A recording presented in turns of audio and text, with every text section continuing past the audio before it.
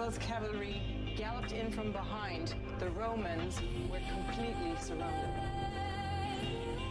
How do we apply this? Drop behind enemy lines.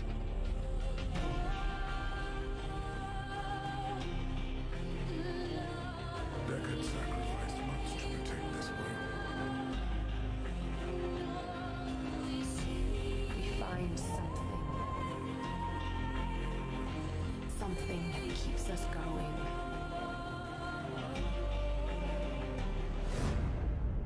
We are not alone after all, are we? No, sir. We're not alone.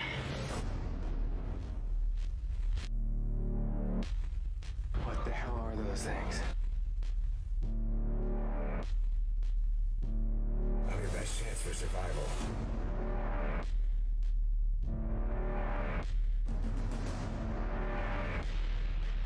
It's about time.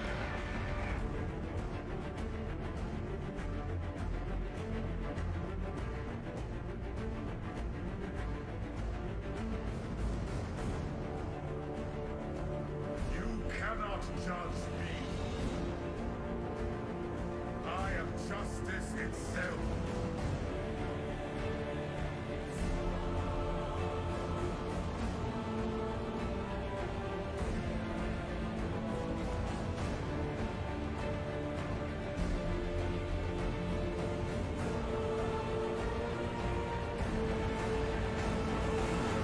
You are not prepared.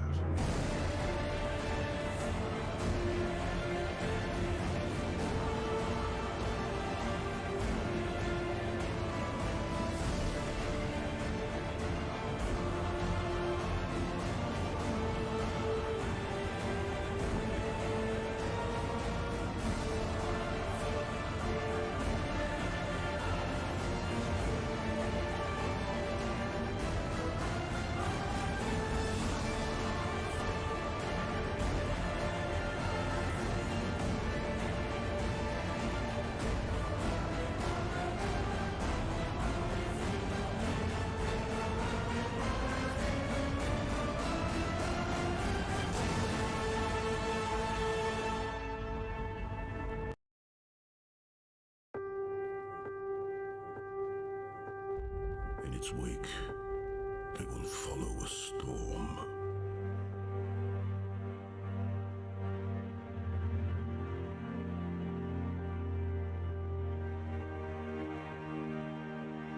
The reclamation has already begun.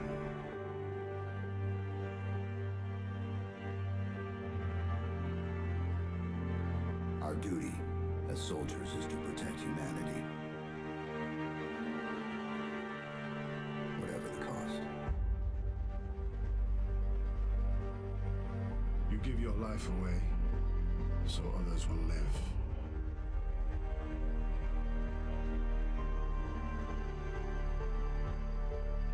For a time it seemed we would know peace. Instead, we let them in.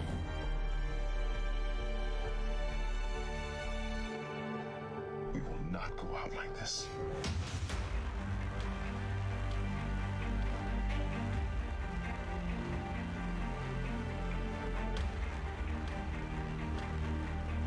To find him, you have to forget the stories. Forget the legends. You have to do more than walk in his footsteps.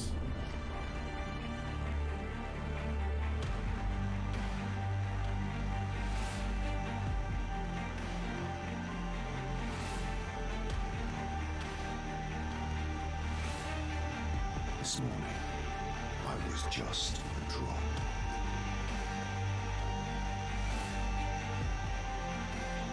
A single drop that soon became a river. We will never be slaves!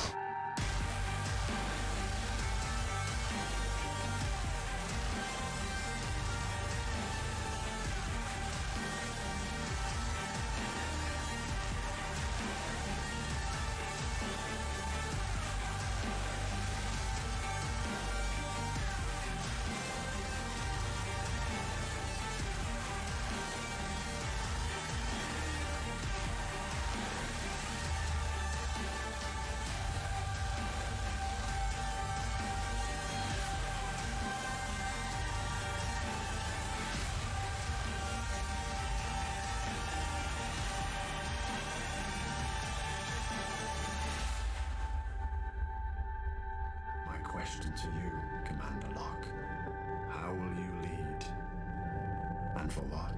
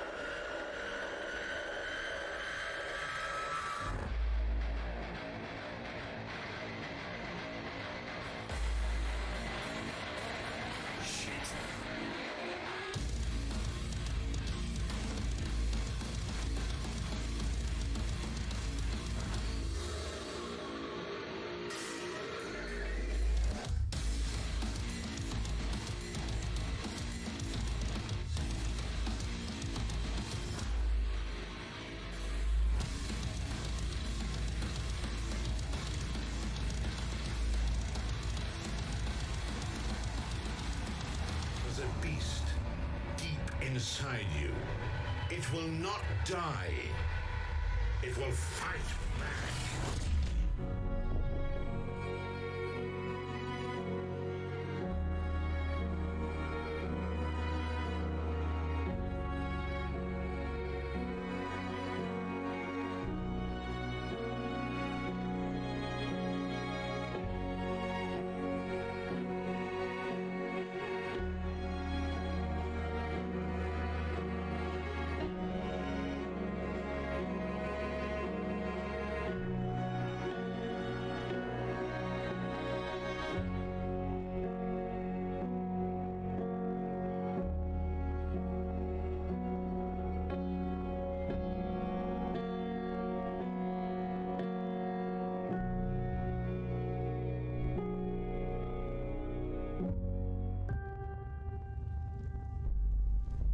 There is a great power in this world.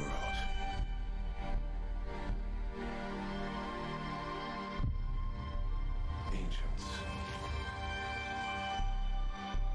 and forgotten. It transformed fields of bare stone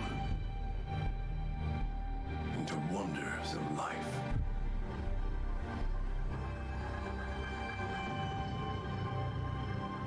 Few can resist the call of power.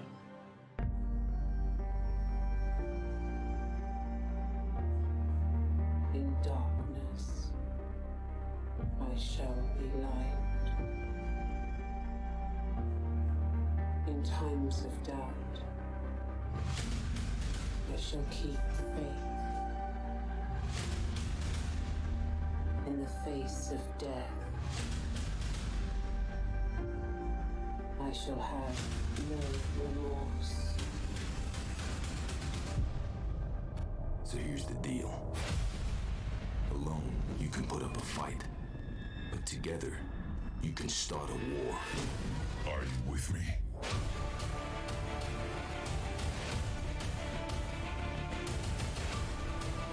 In its wake came an age of silence.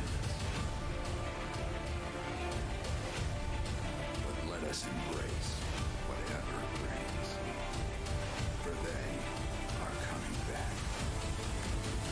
I bring war.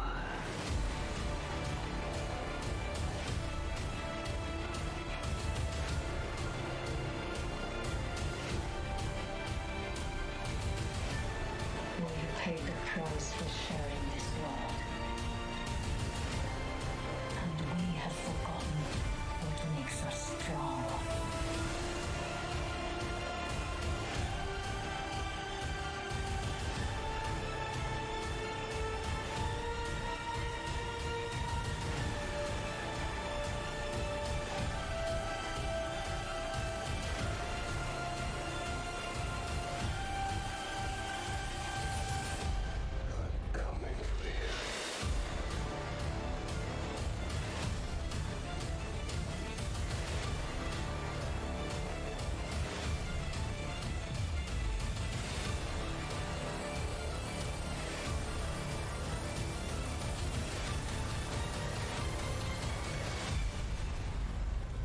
gives a fuck about you.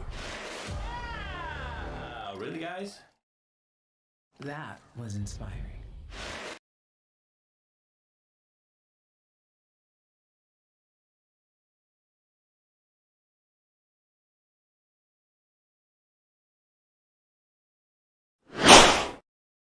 Hey, what's happening, guys?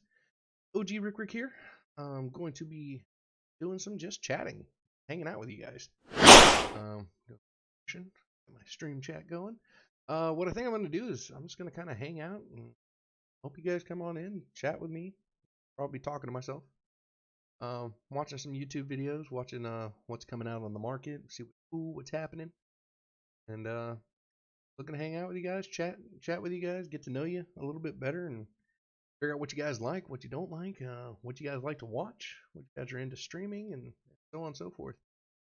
Definitely into growing my brand, growing my audience, if you will.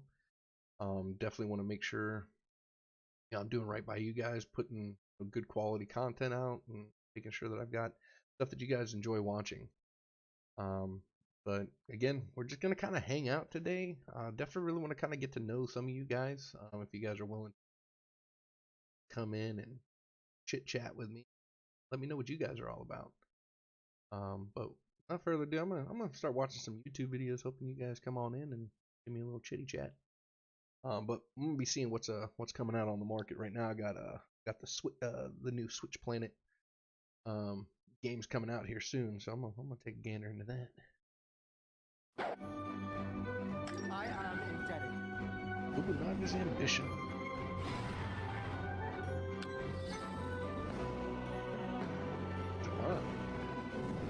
This reminds me of like a, is that like Kingdom of Romance or something like that?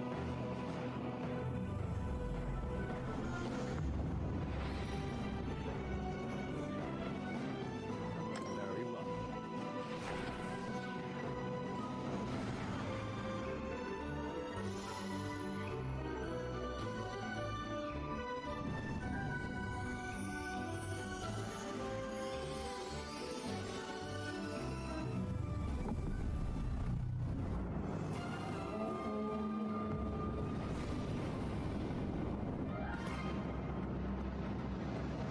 Yeah, this definitely seems kind of a warbandy.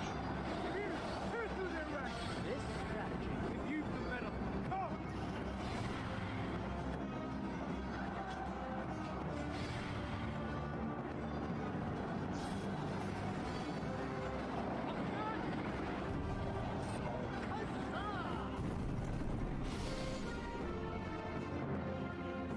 Whoa there, ad. Get out of here. I'm trying to see you. Is it? I'm not gonna lie, this game actually kind of looks dope. Not really much of a motorcycle guy myself, but you know, looks realistic. It's pretty cool. I mean, I love motorcycle riding myself. Watching them racing, or racing them myself. So it begins. I mean, shit, the only real racing games I truly enjoy are, you know, I don't know, Need for Speed and shit like that.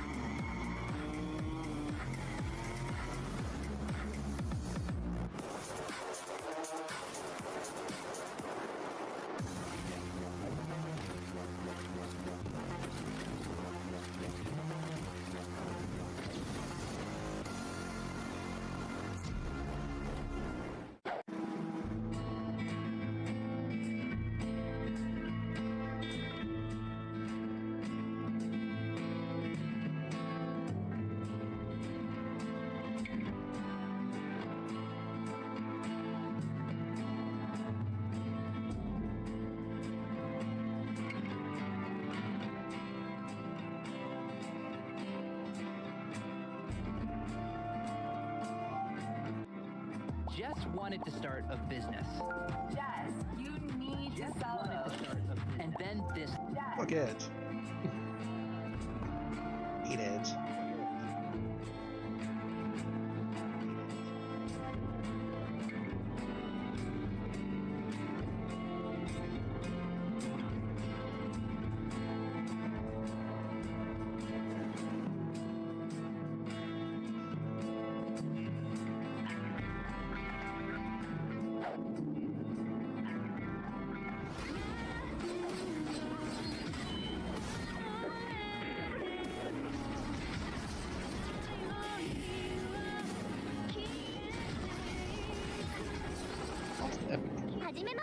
I'm liking some of these like diorama style games and stuff like that. Those are actually like diorama.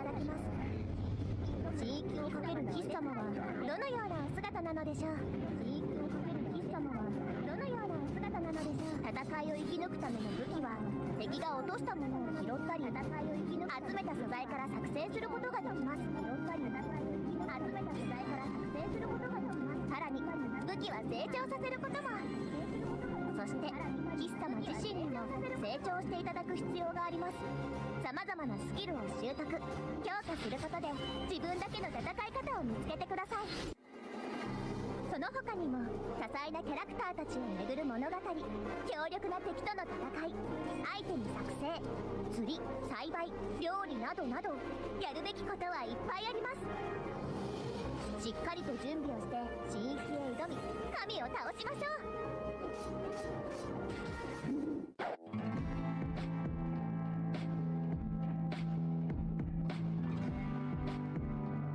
Alt F4.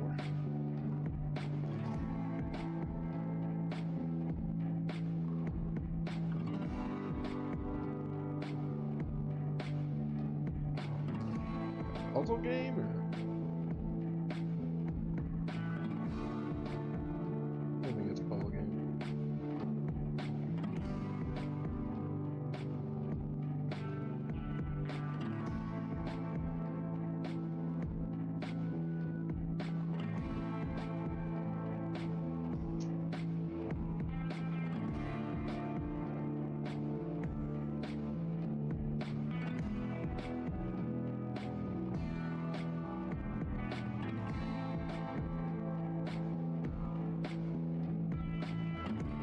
Nope.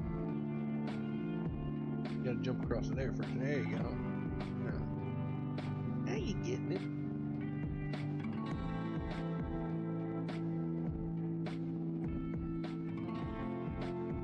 Fucking kill him. This game looks like it'd just be a game built for patience. Which I have not a lot. Paper Man.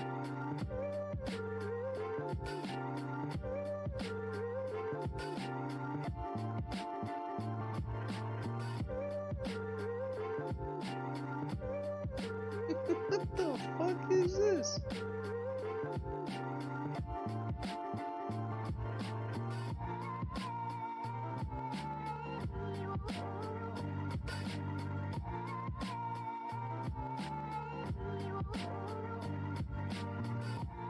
Strengthen your skills of the characters.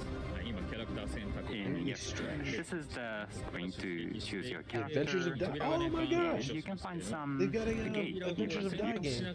You can select which gate you'd like to enter, and the lower floors you can find not so strong enemies or monsters, but as you go deeper there will be stronger monsters.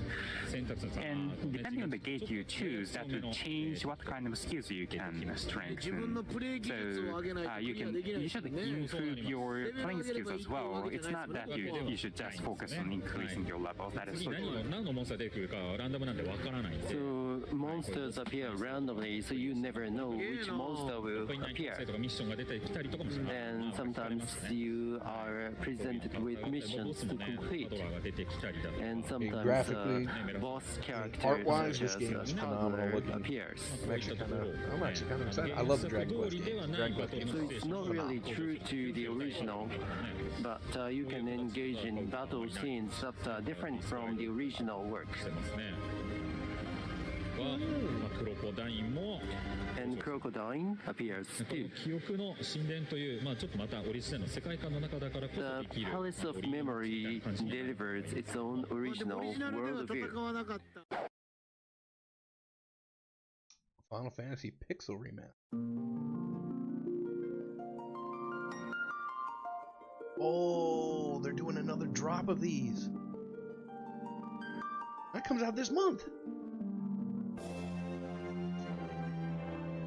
Featuring a new pixel font.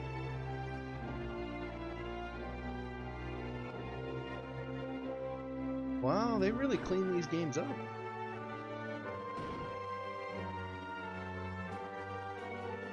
Reworked to be easier to play and closer to the original experience.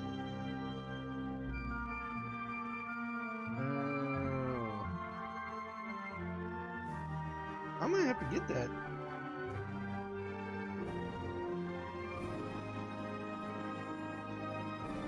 And so their quest began. New options let you switch between the original and new background. I'd rather stick with the original. Oh, you can adjust. Okay, makes the game a little easier for you. They've been doing that with all the Final Fantasies.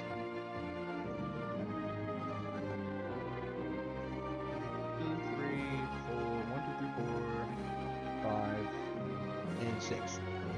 Yeah. 1 through 6. I have all the other ones. I got 7, 8, 9, 10, 11, 12.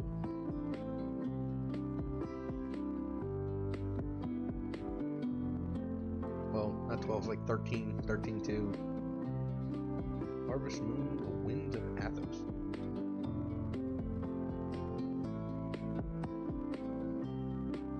Oh, this is just screenshots only.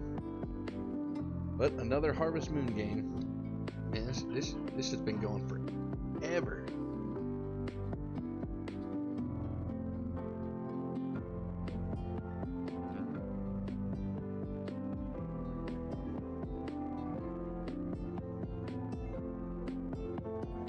Is that it for that? Yeah, that's it.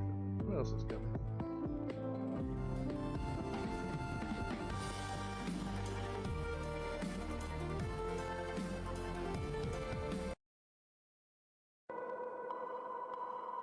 Days ago.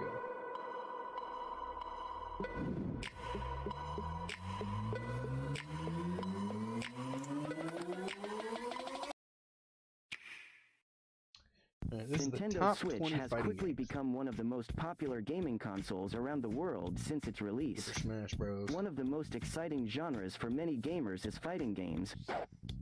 The game features Kirby and various other characters from the Kirby series. Players can choose from an array of abilities for their Kirby character, each with its own unique set of moves, and battle across various stages inspired by the Kirby series. The game also features a single-player story mode and local and online multiplayer modes. Gourmet Go-Go contains endless showers of food and other things. Gigavolt has a gigantic robot. Don't get squished. Familiar stages from past Kirby games are also included. Items can really change things up in battle. Mike. Cracker. Brawl it out as your favorite Nickelodeon characters in bombastic platform battles with awesome cast of heroes from the Nickelodeon universe. With unique movesets and attacks inspired by their personalities, each character has a unique style of play, enabling endless action for Nickelodeon's legion of fans. Player 4, defeated.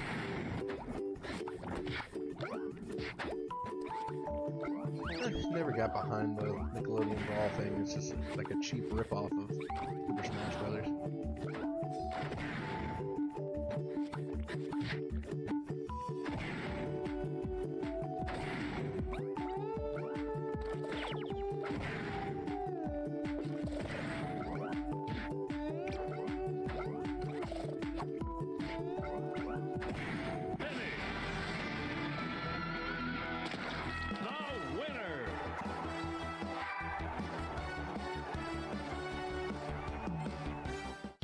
My Hero 1's Justice is based on the anime and manga series My Hero Academia. The game features a story mode that follows the events of the anime and manga, along with arcade mode and also online multiplayer mode. The game features a customization system where players can create their own characters with unique costumes and abilities. It has received praise for its faithful adaptation of the source material and its enjoyable gameplay.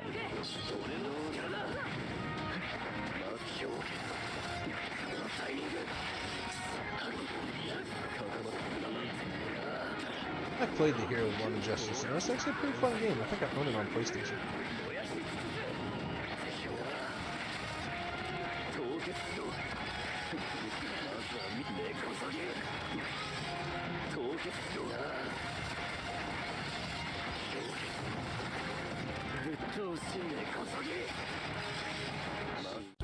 Brawlhalla is a free-to-play 2D fighting game that features a diverse roster of characters with unique moves and abilities. The objective is to knock opponents off the stage and be the last one standing. The game features simple and intuitive gameplay mechanics, making it accessible to players of all skill levels. Players can earn in-game currency to purchase cosmetic items, such as new skins and taunts.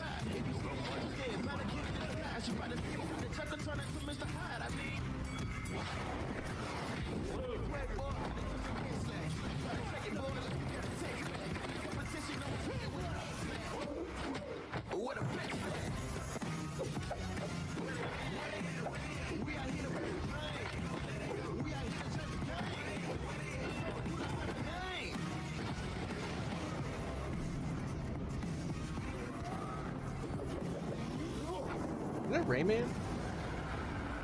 Man, all those in Dragon Ball Xenoverse 2, you can create a custom character and join the Time Patrol, a group tasked with protecting the Dragon Ball timeline from various threats.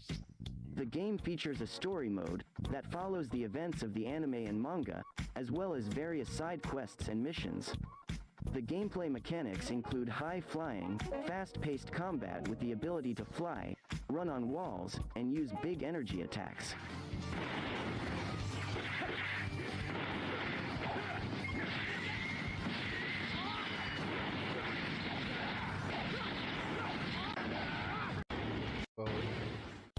Pocket Rumble features a simplified control system with just 2 buttons for attacks and emphasizes strategy and timing over complex combos.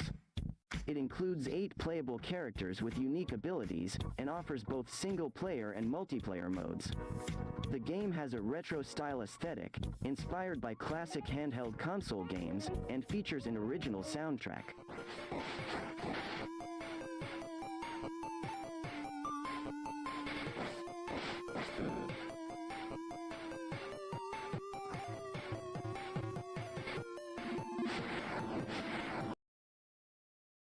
Alright, let's see. Here's our biggest game release. Let's go by sorted by.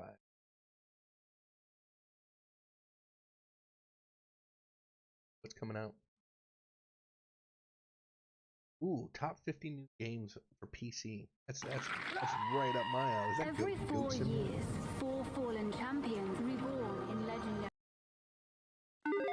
Hey, are you looking for something to play on PC in 2023? Yep. Well, we've got you covered with these new and upcoming games and release dates. We've actually got a whopping 50 games to talk about. So let's get started off with number 50.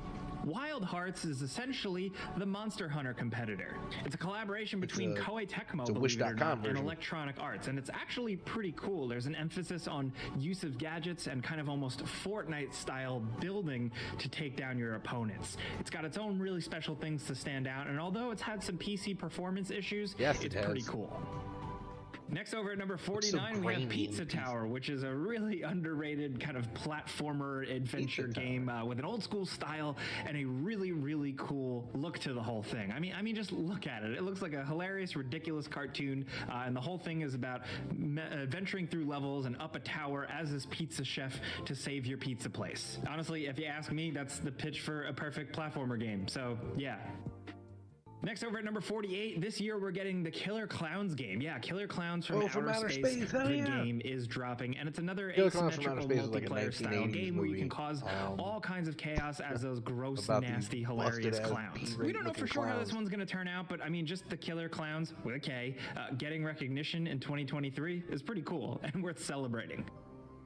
Now, next over at number 47, we have Returnal. Yes, the PlayStation exclusive game has made its way over to PC, and it's a great port, and it's a game worth checking out. It's incredibly challenging, it's run-based, it's got an intriguing story, mystery to it, and just some really beautiful sci-fi elements from the art to the music. It's pretty wild. Returnal was already a pretty legendary game on PlayStation 5, and now we're happy that PC players can experience it too. Now, next over at number 46, we have the Texas Chainsaw Massacre. Yet again, an asymmetrical multiplayer style game centered around an old school horror franchise. This one is from Gun, the people specifically behind the Friday the 13th asymmetrical multiplayer game, which we really liked despite its flaws. So here you can either play as survivors or the nasty, gross family, including, of course, Leatherface. And it seems like the level is meticulously recreating the house and the surrounding areas. And there's some potential for some fun here. It seems like they're really going all in on this one. Next over at number 45, we have Hi-Fi Rush, a game from Tango Gameworks that we did not see coming, as they usually do horror. But Hi-Fi Rush is a really cool action-adventure kind of beat-em-up game with rhythm-based combat. So picture Devil May Cry, but you gotta worry about striking, dodging, and timing things to the beat. It's definitely accessible, even if you got no rhythm. It's still fun to pick up and play. It's got an incredible art style and a real good emphasis on cartoony fun. It feels like a celebration of music, classic cartoons, anime, and video games, and you can't get any better than that. The beauty about that game is Hi-Fi Rush is awesome. Everything's done to a beat. This is an action-adventure game where you play as this rogue adventurer exploring a big land. It's apparently a pretty challenging game, and despite the kind of colorful, upbeat art style, it seems like it's going to actually have some Souls elements. It's Point Blank Games, the developer and publisher 505 spin on the genre, it seems, but there's still a lot to be revealed about this one. But thankfully it's releasing April 20th of this year. Next over at number 43, we have A Space for the Unbound. This is a narrative adventure game with a lot of charm to it, but it also tackles like psychological elements and a lot of emotional stuff centered around two high school sweethearts. The town is falling to crap, and it's about the characters like facing their inner demons and dealing with other people in the community. And it sounds simple, but it seems like people have really been digging it. It released earlier in 2023, but it's been popping off. And the best part is that there's actually a demo available on Steam if you want to check it out. That's just mine. Next over at number 42, we have Season, A Letter to the Future. Believe it or not, we actually thought this was a PlayStation exclusive, but it is also on PC, and it is a quality experience with a kind of open world that you're exploring and figuring out this adventure. It's mostly story-based. You're not doing anything too intense. It's honestly kind of like a vibe-based game. Some reviewers have actually explained the game as dreamlike, and I think that's pretty spot on. If you're looking for something fascinating, beautiful, and a bit more slower paced, consider Season. Next over at number 41, we have RoboCop Rogue City. Now, as the diehard RoboCop fan at GameRanks, I am still skeptical of this one at the time of this video releasing. We haven't seen too much of it other than just a brief snippet of gameplay that seems pretty serious and action-focused. Interestingly enough, it's first-person shooter, and I know a lot of people out there really wanted to play as RoboCop in third person, but I think if they do it right with all the visual, like the visor systems and everything like that, and prime directives, they could nail it. Still, we don't know for sure, but it is also from publisher Nacon and developer Teon, who are also responsible for the most recent Terminator game that actually did a good job of at least understanding the source material, even if it was a flawed game. RoboCop just deserves a kick-ass new game in 2023, so we're hoping this one drops this year, and it is great. Next over at number 40, we have Atomic Heart. If you're looking for a weird, unique first-person shooter set in a very different world and a kind of alternate dystopian future where the Soviet Union prospered and developed all this weird, crazy technology, including robots that have come to life and you need to kill them, this is your type of game. A lot of people have said it's kind of Bioshock-inspired. It didn't feel like that to us. It felt more like a Wolfenstein type of thing with some open-world elements. It is a deeply flawed game. We want to say that up front. But if you're just looking for something fresh and unique, you should still consider it. Next, over at number 39, we have a Nice Death. I mean, look at the main character. It's literally Death, the Grim Reaper. And you're playing as him in a 2D action roguelike. And essentially, it seems like you're kind of the boss, and you got to deal with all your employees' crap and them really giving up on the job. It's got a really cool, cartoony style, a really different vibe to it. And if you like a good hack and slash action roguelike, consider jumping in. It released earlier in the spring, and people have been loving it. Next, over at number 38, we have Darkest Dungeon 2. Yep, the greats have returned with, once again, a very challenging, very intense game where you have to worry about managing your characters and your party to an almost stressful degree. I'd say if you never played the original Darkest Dungeon, if you're looking for something like where you really have to care about your men, like XCOM, but with a bit more of a medieval kind of dark horror spin on it, that's the best thing I can compare it to. Not really in terms of gameplay, but in the level of challenge and thought involved. Next, over at number 37, we have Dredge. This is kind of like a fishing ship game, but also a narrative adventure. There's a lot to it. It's a pretty chill game, but with some really good writing and an actually pretty decent fishing mechanic, even if you're not into fishing games. This one has been really kind of clicking with a lot of people, so consider it. Hey.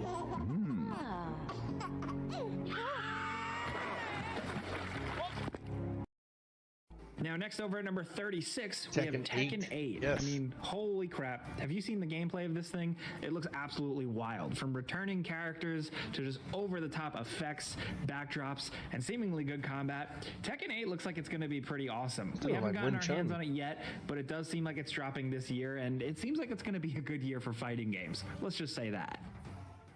Now, next, over at number 35, we have Sons of the Forest, which has released in early access, and it's the follow-up to, of course, the mega smash hit, The Forest. And this one seems to go even crazier. You have a really cool AI companion, you have more things to worry about, more things to fend off, and a bigger world. Like we said, it is still in early access, so a lot of people have kind of already ran through it already, but we're expecting a lot more from this developer, considering the success of The Forest.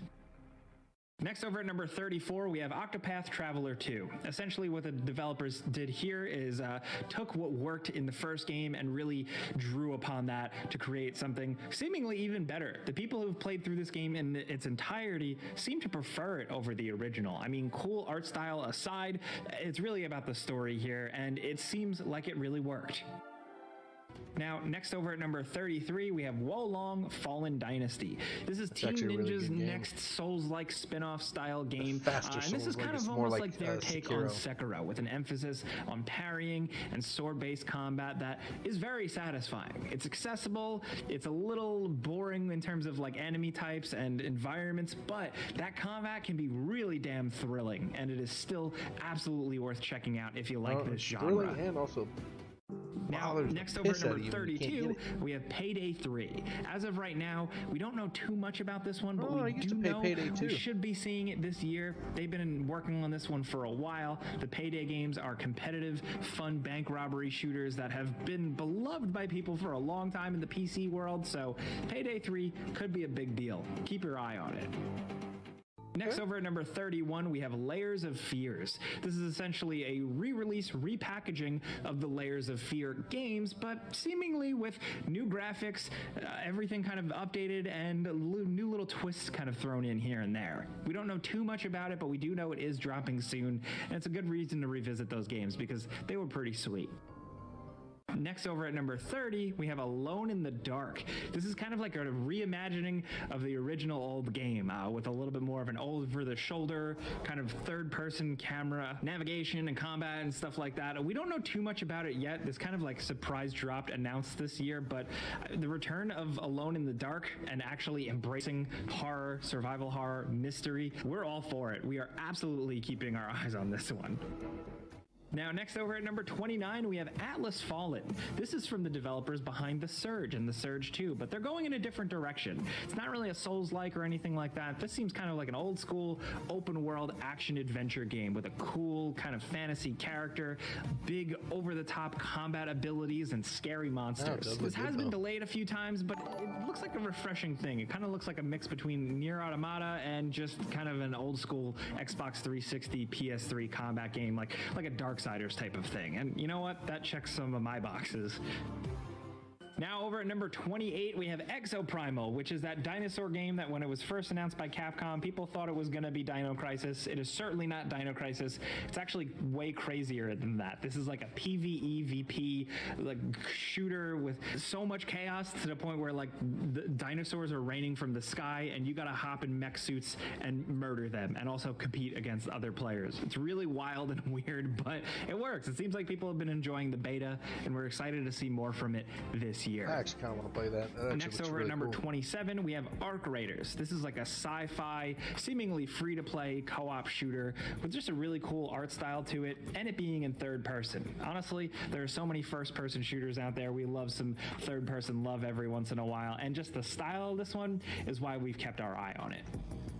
Now, next over at number 26, we have The Finals. This is a new multiplayer first-person shooter from some ex-Battlefield developers, and this is like a crazy over-the-top, seemingly Unreal Engine 5 game with beautiful graphics and incredible destruction in small arenas with fast-paced combat. So picture like the destruction of the old Battlefield days with a fast-paced shooter, and you got The Finals. It's got a little bit of a game show-style spin on it, and the beta was pretty sweet. The destruction is really satisfying. To blow a hole in the wall and then punch an enemy in the face, or just drop a whole building on the opposing team is pretty sweet, and we're excited to see what more comes of this one. Coming down to the halfway mark, we have Stalker 2 Heart of Chernobyl. This is the return of the classic PC franchise, and it's got big shoes to fill because those original games were game changers for PC players. But thankfully, from what we've seen so far, it does look pretty sweet. I mean, from the graphics to all the weird scientific anomalies. The developers have had an uphill battle working on this one, but we're excited to finally see more of it soon. Now, next over at number 24, we have Ark 2. This is the follow-up to Ark Survival Evolved, one of the biggest mainstream survival games to ever hit. That thing was on like every platform. I feel like everybody played it, even if it was kind of busted at the start. But Ark 2 is seemingly going bigger and badder with more budget and Vin Diesel in the game. So yeah, there's that. He's apparently also working on it in some capacity. So yeah, there's that. Anyway, Ark 2 might drop this year. Now, next over at number 23, Alan Wake 2 is slated for this year. We are huge Remedy fans here, from Max Payne to, of course, most recently Control, and Alan Wake finally getting a sequel is great. The people behind Remedy have said that they're going more for survival horror this time, less of like a story action adventure game. So for them to embrace horror, we're all for it. The original game was creepy, but we hope they take it even further.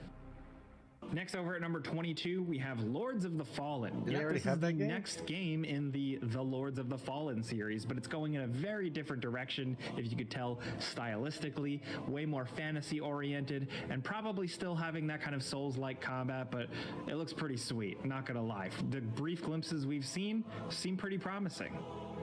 And next over at number 21, we have Counter-Strike 2. Yes, believe it or not, Valve, after all this time, is finally updating CSGO to a whole new thing with new tech, seemingly new gameplay enhancements, new maps, all that stuff. This is a really, really big deal in a certain sector of the PC gaming market or culture. So when this does drop, which is fairly soon, I expect it to be a pretty big deal. Next over at number 20, we have Homeworld 3. This is the return of the sci-fi RTS series with some crazy looking fleet combat. I mean, this stuff so far from what we've seen looks really over the top and like they've really stepped it up. If you like space battles, navigating complete 3D space environments and really being careful about every move and also just being impressed by the vistas and the technology and the graphics they have here, Homeworld 3 might keep you busy this year. This one's for the real nerds. Shout out to them. Now, next over at number 19, speaking of real nerds, we have Lord of the Rings Return to Moria. If you're a fan of the dwarven stuff from Lord of the Rings, look no further because they've taken the concept of dwarven mines from Lord of the Rings and applied a really cool gameplay concept to it. This is like a survival crafting game, but like you're building up the mines and you can do it with friends, and it just seems like a really good idea. If you can see the gameplay, it's cool. That's all we really have to say about that one. We love Lord of the Rings. I'm a huge Lord of the Rings fan anyhow. Moving on over to number 18, we have Senua's Saga. Saga Hellblade 2. Oh, now, this getting a doesn't have an sequel. official release date at the time of making this video, but they've been working on it for a while, and we're hoping we see it this year because it is the follow-up to the incredible Hellblade Senua's Sacrifice. The graphics seem to be next level here. We've seen Xbox tease it a lot on their platforms, but we know it's dropping on Xbox and PC, and we hope it's good or even better than the first one, because the first one was great, but it had room for improvement, and we hope they kill it. Next, over at number 17, we have Baldur's Gate 3. This one has been in early access for a long time, man, and it's a long time coming. The full release is finally coming this year, and people are pretty excited. If you like top-down, good old RPG action, Baldur's Gate seems like it's going to have a lot, from interesting stories and paths to characters. It seems like they got you covered after all this time.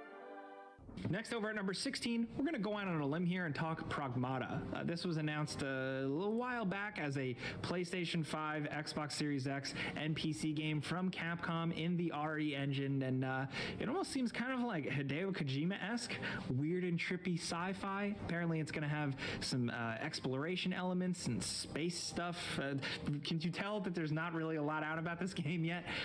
It's slated for 2023, but we haven't heard anything in a while. Capcom might just come out of the dark with this one, who knows, but we're gonna wait. Next, over at number 15, we have Aliens Dark Descent. The licensed Aliens games have been hit or miss, but when they hit, they really hit. And this one seems like it might hit. It's like a top-down RTS action game where you play as colonial marines facing off against Xenos. You're clearing rooms, you're exploring, you're kind of growing out the fog of war, which in this case is darkness, and you illuminate it with your marines as flashlights. You have to manage their stress levels and their weaponry, and it seems like it's shaping up to be pretty awesome. Next, over at number 14, we have Dead Island 2. Dead Island 2 was announced almost like it feels like freaking 10 years ago or something like that. It's gone through multiple developers, and now it's finally releasing soon. You're going to go to Hollywood, California, and slash a bunch of zombies in open environments. Not open world, though. It's actually kind of level-based, but with big levels, lots of creative over-the-top weaponry, and a ton of gore. We've been waiting a long time for this one. We don't know if it's going to like live up to that years-long wait, but as long as it's a decent zombie game, we're in. I'm in. I tried 3 different e-commerce platforms and none of them were working for me. And this...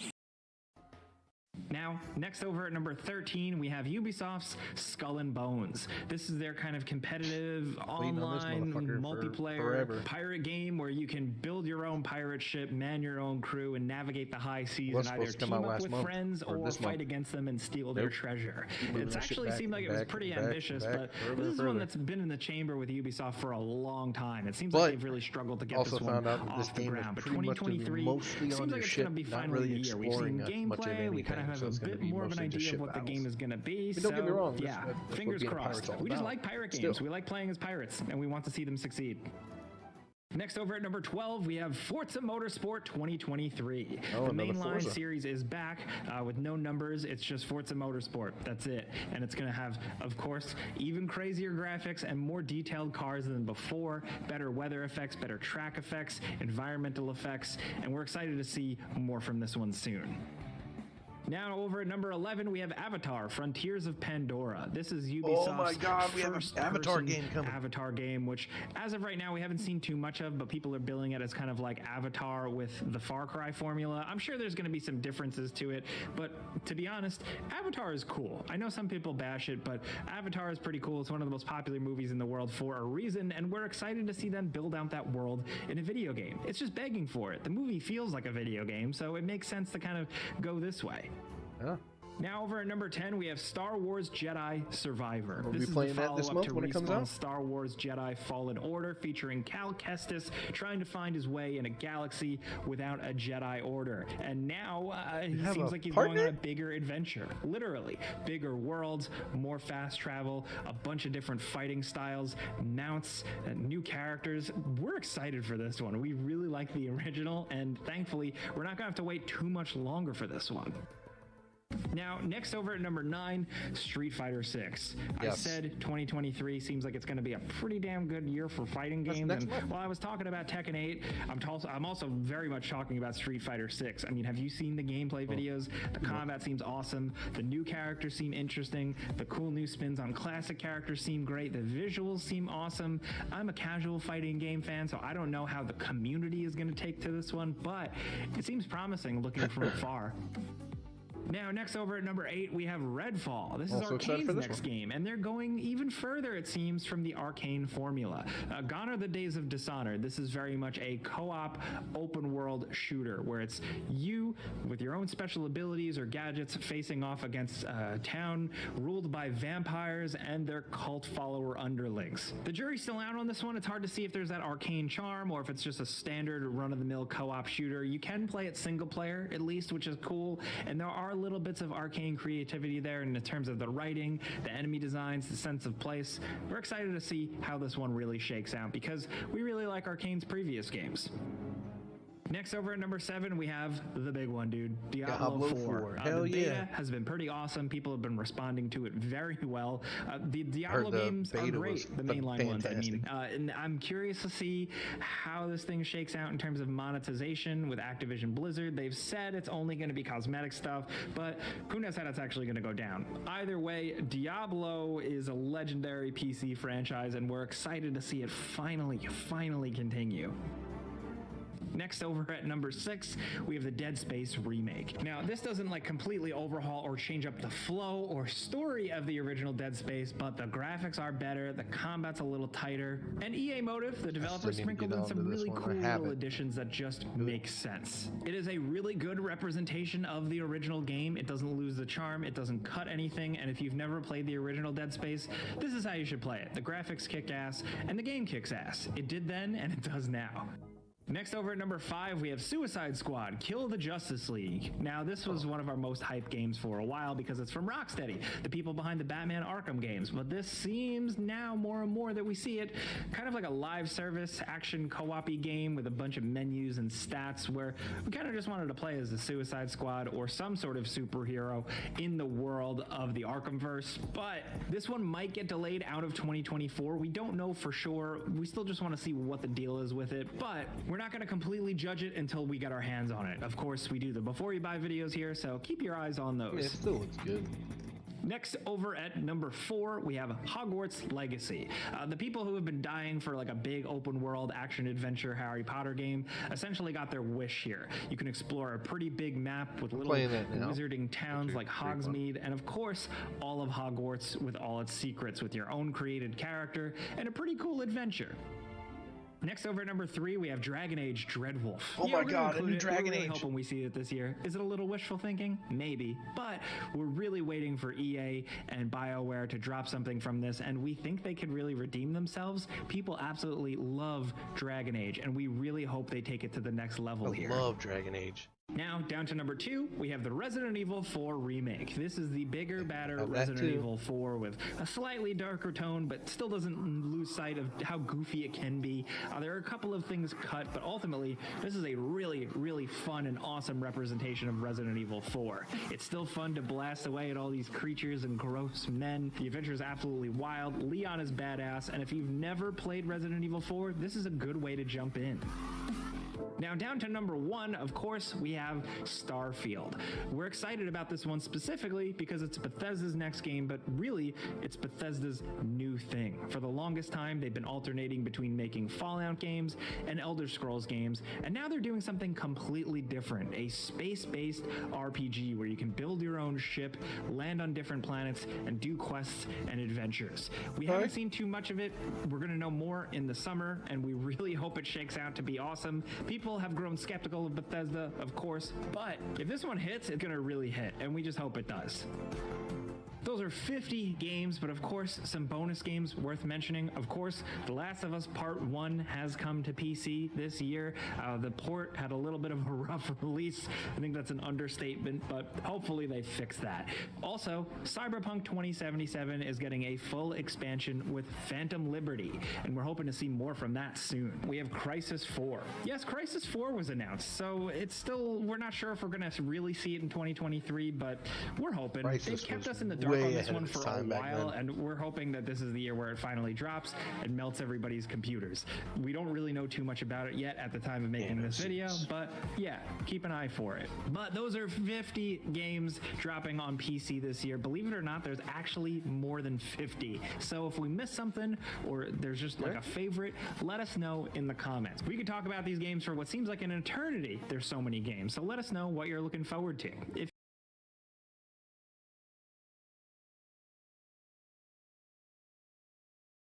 Let's see what's coming out next month.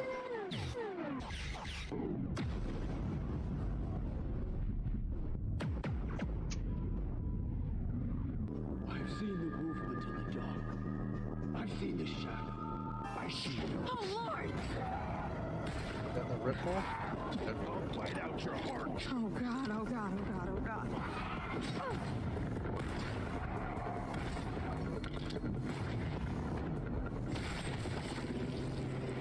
Oh, shit, there's more! Oh, shit! Got you.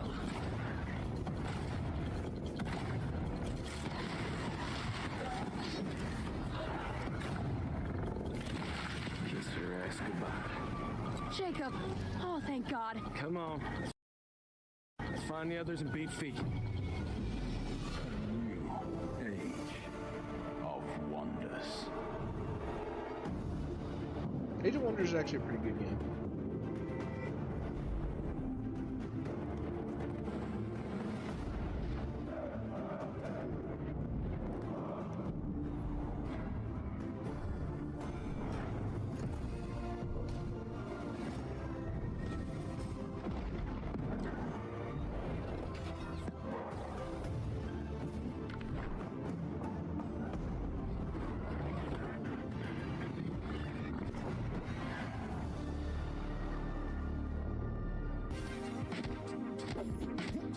Butt boxing.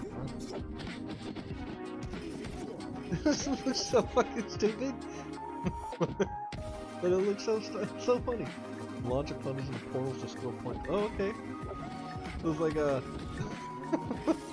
it was like a gang beast. Launching a portal goes everywhere. Okay.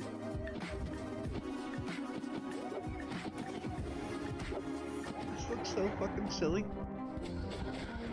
Death or Tree. Oh, this looks like a kind of like a branch off of like Oni or I can't remember all the names of them. Platformer with weaponry.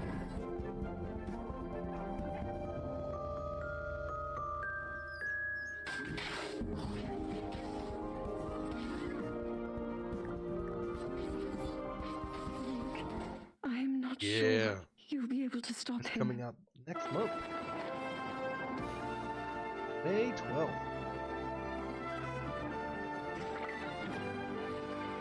Wow, their games are just so beautiful.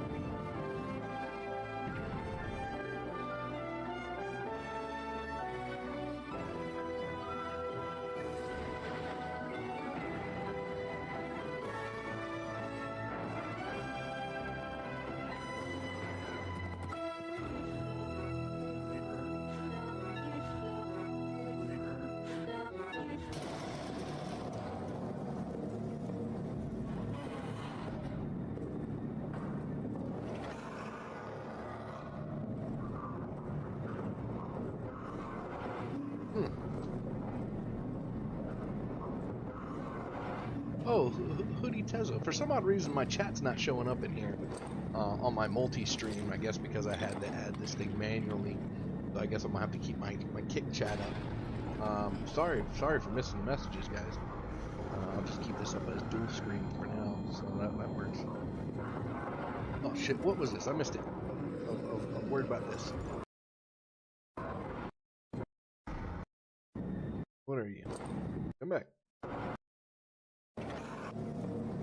Amnesia. Oh my god, Amnesia was such a good game.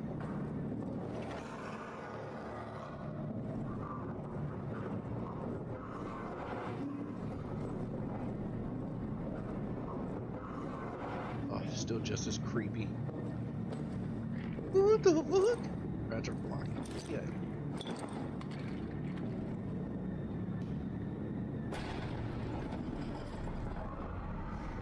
You hear that? Oh, it's got a pull tab light. You gotta keep pulling it to charge it. Oh, fuck.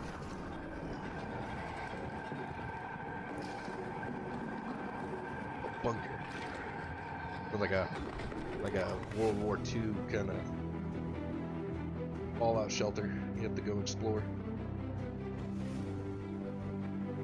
It's that trains game. Train simulator.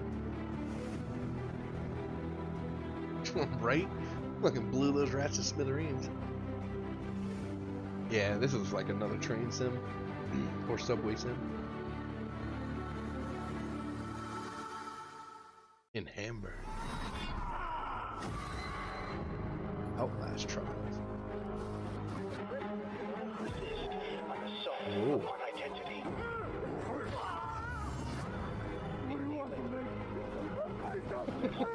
What is going on? Look at that pretty face. I feel like this is gonna be like kind of like a Dead by Daylight, but a more of an RPG style stand-up. Well, it's like the other Outlast games.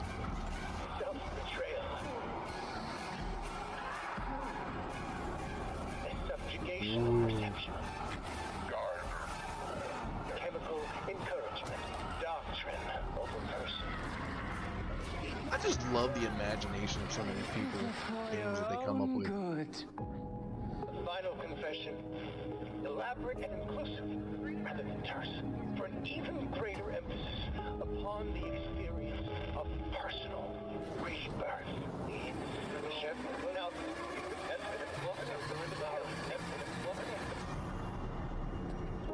Political criminals are subjected to a literally fatal dispensing of existence by the promise of execution. Lego 2K Drive. It's like a Lego racing game, I'm assuming.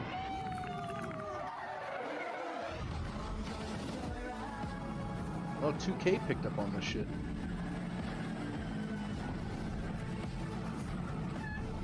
K makes some good sports games and shit.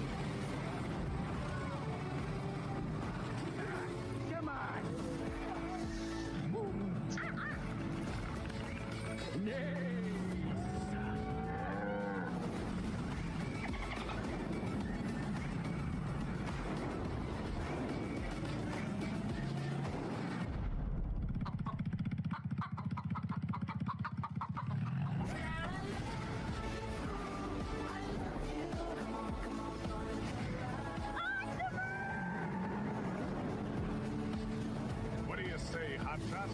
Are you ready for greatness?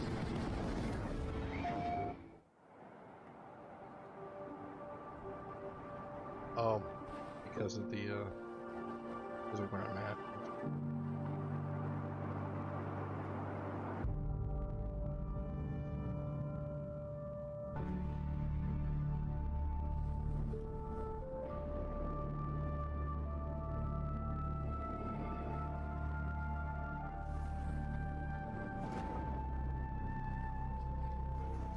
Oh, very good.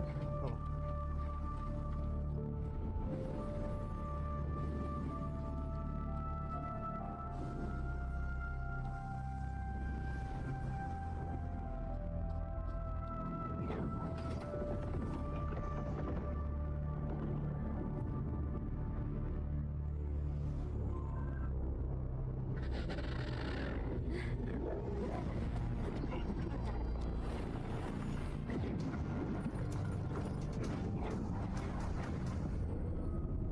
Give me 1 second. I'll try to figure that out. View screen.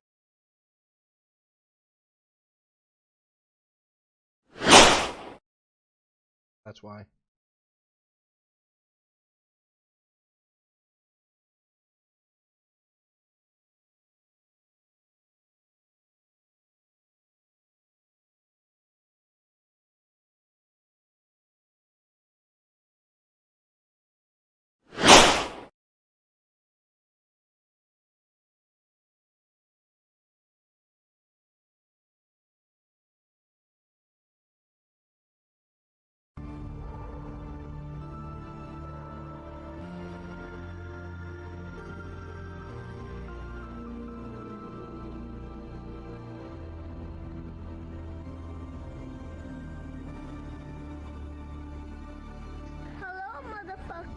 Got it. You've harnessed your glove's power, and now you want to find me. Alright, everything works now. You don't know. I didn't have it added to my intermissions, that's why, so it was offline. And it's spreading across America, twisting this once great nation into a lethal wasteland. You gotta help these people. Is this Wasteland 3? 4? I didn't see the title. Smoke weed every day. Hell yeah.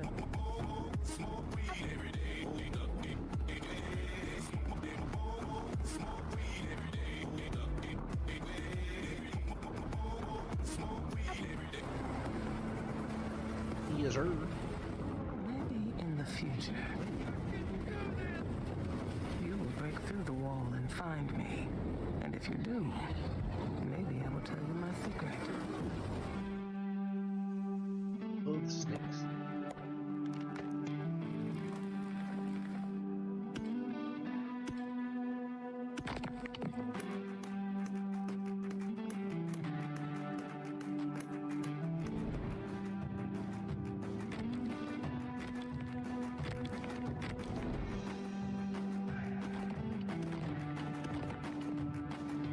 Bridge connected via exploration.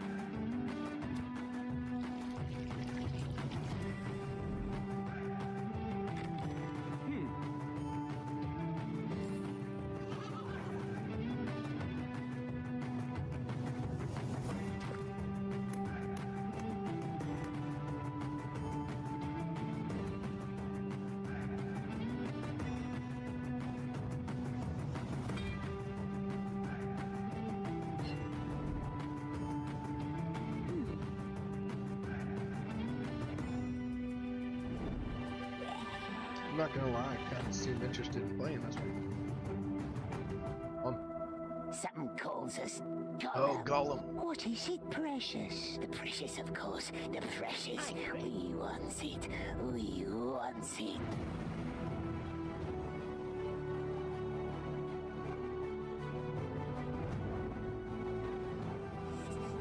Must stay in the shadows.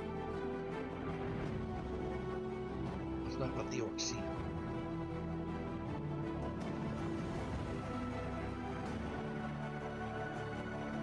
Get to higher ground.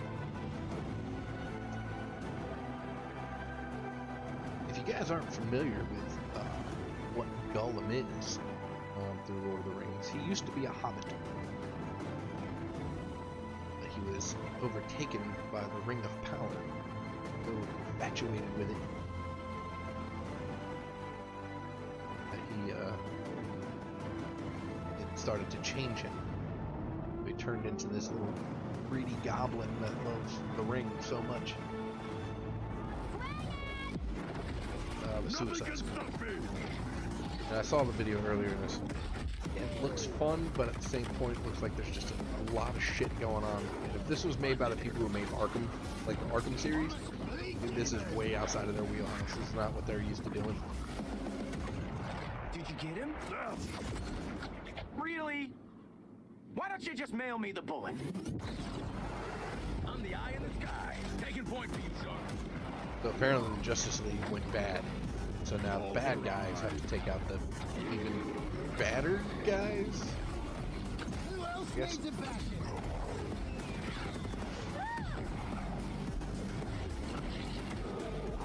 I guess it's more like the, hey look, I'm a bad guy, but what you're doing much worse.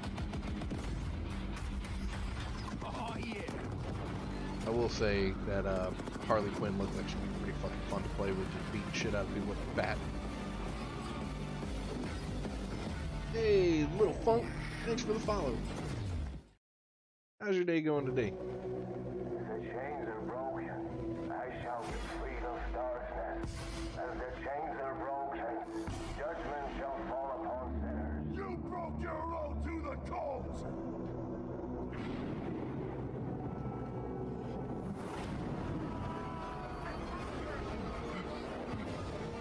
Right?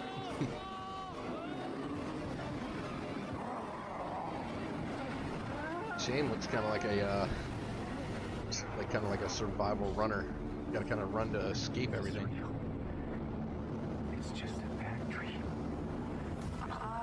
create. I iterate. I fuse flesh and steel into perfection.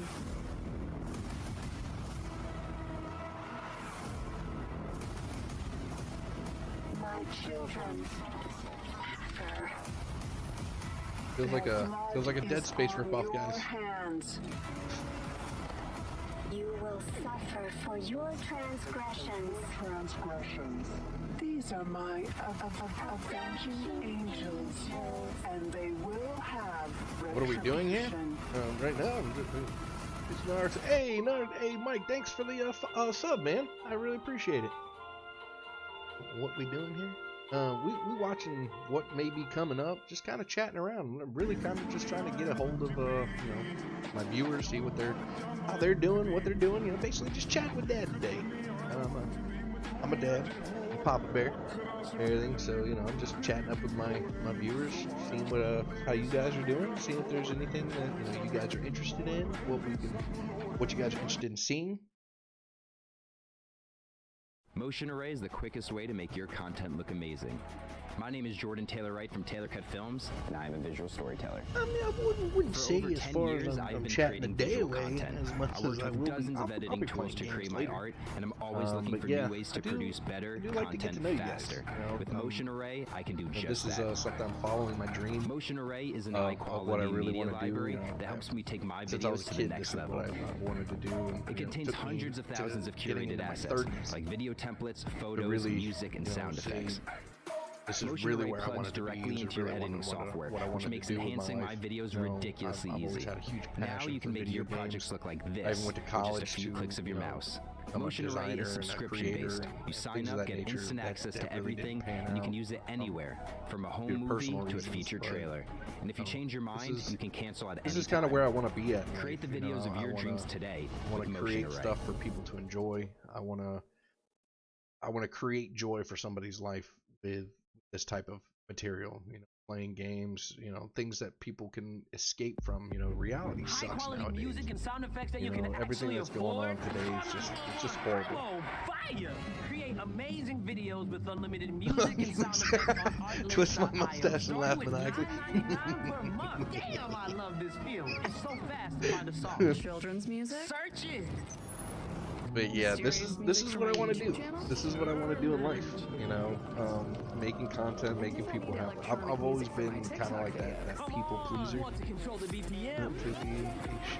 Play it, search it, find it. Oh, sorry. Here, sorry about that.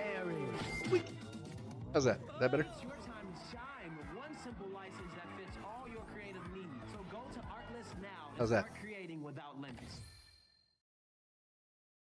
Hey, there we go. Thanks for the see, this is what this Just Chatting is about. This is so that way I can kind of hone everything in, get everything better. But like I said, this is something I've always wanted as a kid. And video games have always been a big part of my life. Definitely that escape from reality. Well, Wayfinder is what you would get, and that this is just it. Oversimplified nutshell is exactly what this game is. Now, last week I got the chance to go hands-on. Oh, you got one of them. You got one of them mechanical keyboards. 25 hours of this upcoming Me too. Listen. Combat character-based MMO, and I've come away mostly impressed. Beyond a few notable issues with performance, concerns about the overall scope of the game, and a gameplay loop that likely won't resonate with everyone. Right? Everybody tells you, life is great. I have yet to see it. I've had 33 years of just life beating the hell out of me. Thus far, some great encounter variety and design. I've enjoyed just about every minute of my time with Wayfinder. In fact, I found that the more I kept playing the game, the more I was enjoying it. I spent some time in the Marine Corps, and I saw the world, did some things.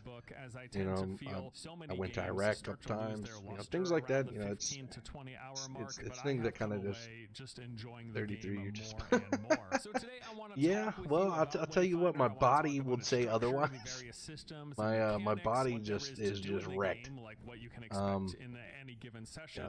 Not to say that I'm old or anything, but I feel that way. I'll tell you that much. I feel that way. First of all, let's briefly touch on this genre thing. So they are calling Wayfinder an MMO, and It is an MMO in the same way some might consider Destiny or Warframe an MMO. Personally, I would classify this as a shared world game, or MMO Lite gets used sometimes as well. Don't come to Wayfinder thinking you're getting an experience similar to World of Warcraft, Elder Scrolls Online, or Guild Wars 2. It is not that kind of a game. Wayfinder they do tell you that, you know, pretty much most branches will aid you in the time that you're there.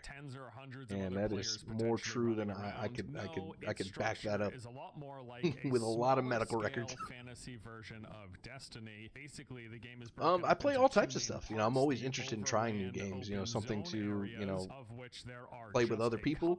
I do have a lot of like MOBA games that I play, and I invite my, you know, viewers to play games with me, like Pokemon Unite, DKO, Smite, things like that. But I'm also really big into story-based games, RPGs. I do love a good hack and slash every now and again, as long as it's got a decent story. Honestly, it doesn't really matter. I just kind of wanted to set But expectations. when it comes to, you know, main games, story-driven RPGs have always been my favorites. Kingdom Hearts is my absolute favorite game. I even got tattoos and stuff that go for Kingdom Hearts. So it's always been one of my big things. Where you play as a pre-established character. Well, I did. You know, you got to be a little slightly insane to join the Marine Corps. You know, that's just why they call us Uncle Sam's misguided children. Very much so with Warframe, which will become more evident as we go along here. So you pick a character, then you get introduced to. Yeah, but I'll tell you what, I wouldn't change that experience for anything. Really shaped and molded me into who I am today. Really taught me an appreciation for life and what's around me.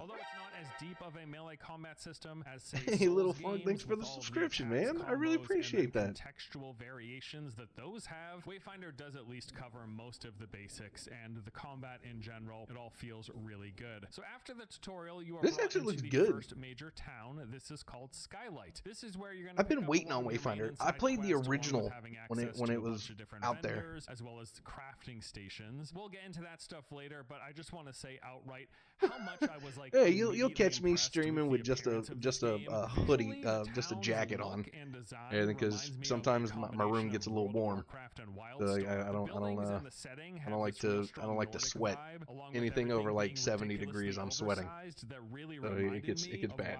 Wrath of the Lich King expansion in particular, like it all feels very reminiscent of various areas this looks so good within the Howling Fjord specifically, and I just absolutely love it. But then there's also this like mix of the funky sci-fi tech of WildStar in parts of the city, like in the crafting. Yeah, WildStar was amazing. It was a shame that game closed out so soon. I just think this game looks real good aesthetically. I know it might be a little cartoonish for some people, but I personally find it very appealing, and I definitely think it is one of Wayfinder's strong suits on several occasions. Yeah, I can understand that. Just go, damn. Live in Maine, man, that gets cold. That gets like real cold. I got some Marine family, and well, they live in Pennsylvania, but they're from Maine. And then you go on a brief romp through your very first lost zone. One of my best buddies. You clear a few rooms, fight back a large wave of enemies, finish the dungeon, and then they set you off into the first open zone area. Yeah, I live in Virginia, so I'm on the coast. In Wayfinder. So it gets rather hot here in the summer. And it can get cold because we live right here on the waters.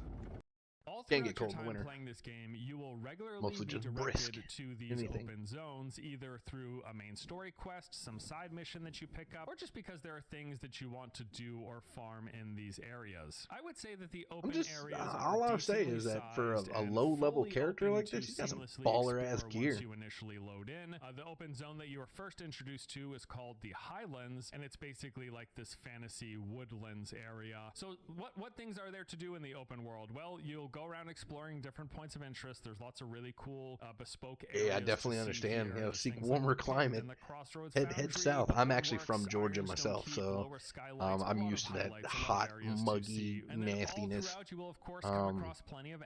So this is definitely a little bit of a better pace here, weather-wise, but I still love Georgia's weather. Like bears and deer and things along those lines. And but I also used to be a tractor-trailer driver, so I used to drive all over the United States. before, where everything is around your level. But then so I'd go from here all the way to California in 2 days, because the enemies are 2.5. stronger than you. Now, as you play, you level up, you get stronger. I used to be a trainer for a tractor trailer as well, so eventually I stopped touching the steering wheel and just let my students drive. The higher level areas, but yes, it does appear like there is no scaling of enemies within the open zone area. There are public events to do scattered all throughout. There will be small ones, like you'll come across these locked chests that can only be opened once you kill all of the enemies surrounding it, and those enemies will also have chains wrapped around them, which I thought was a neat little touch. Then there are much larger difficult events, like say the summoning rituals, where you have to eliminate the summoner goblins and a few of their minions before a timer runs out. You'll also encounter these portals where creatures will spawn. What do you like to play? And there's a variety of other just do you play anything specific? Come across, including some massive world bosses that will roam around in particular areas. You will pick up side quests from the various NPCs found in town, as well as some open world quest hubs that are found in the world. Also, some objects found in the world will grant you side quests, and these ask you to do the typical RPG side questing fare: collect some items, eliminate targets, gather resources. There are also a variety of collectibles and resources to pick up, so you'll find ore nodes scattered all around. You hit these, they automatically vacuum up. There will be chests that have loot in them. Some of these will be obvious, others are hidden or even buried. Like you'll find locations where there's some rubble and debris on the ground. Alright, so this has got some with it, the chest will reveal, or sometimes enemies standard RPG open world stuff.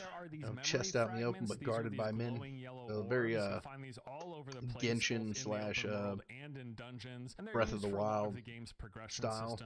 But art-wise, this is definitely still like old WildStar. Wayfinders, and then for upgrading your echoes, which are kind of like the game's version of gems. So when I first got into the Highlands, I actually had the impression that it was kind of a small space. Like as I first ventured out and pulling up the map, it seemed like a relatively tiny area compared to a typical MMO open world zone. But I gotta say, as I spent more time playing and exploring, I have come to find that it's all rather dense. I think this is largely due to their use of layering the environment. Like this isn't just some flat terrain for you to walk over. There are multiple levels to the entire thing. So you'll find castles and ruins, towers, hills, and rocky formations that tend to expand upwards. And then there will be tunnels, caves, and low valleys that go low, and even in some cases underneath parts of the map. And then lots of paths and interconnected access points between all of this. There will be lots of spots where you're actually required to do some sort of navigation on your part in order to get through. There'll be like jumping puzzles to get up to or across an area, or you'll have to use some of the game's various traversal tools that are in the environment, which include things like zipline locations, various ladders, and even elevators. Now, I wouldn't call these open zones massive though. In fact, just out of curiosity,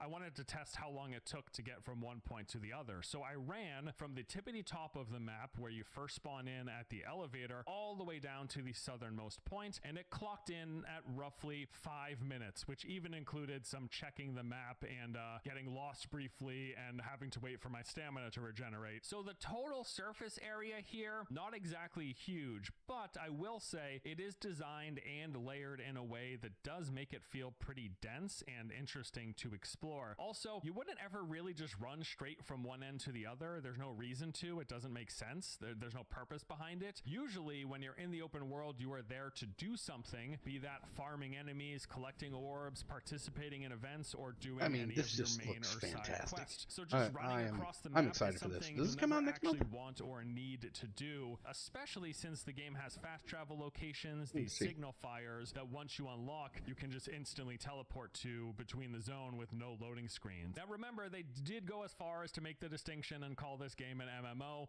and as such, you will be running into other players. You'll see them engaged in combat with a pack of enemies, traversing the environment, collecting orbs, or doing any of the public events or side quests of their own, all of which, by the way, you can join up with them at any given time. The game does look to incentivize team play by having instance drops, like just being next to someone who kills an enemy or opens a chest would actually drop loot for me to collect as well, so there's no sense of competition when it comes to fighting enemies and engaging with the open world stuff. Now, in terms of how many players you're going to see in the world, well, I'll tell you, the most I would ever come across at any one time, I think, was like 3 people. Although the entire zone does hold more than that, I've never actually seen large groups of players all in a single spot at any given time. They are there, but it's just you're going to occasionally run across them. There aren't really a lot of instances where they're all going to be gathered, most likely, unless you are specifically coordinating gathering with the people in your particular instance. All in all, I will say I do feel like they've done a fairly solid job in executing their version of this open shared world. A PC.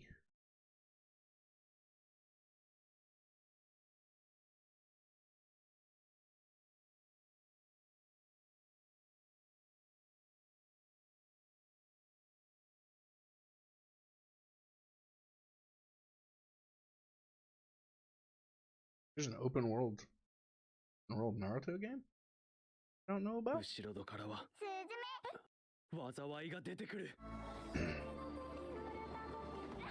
this a Studio Ghibli movie?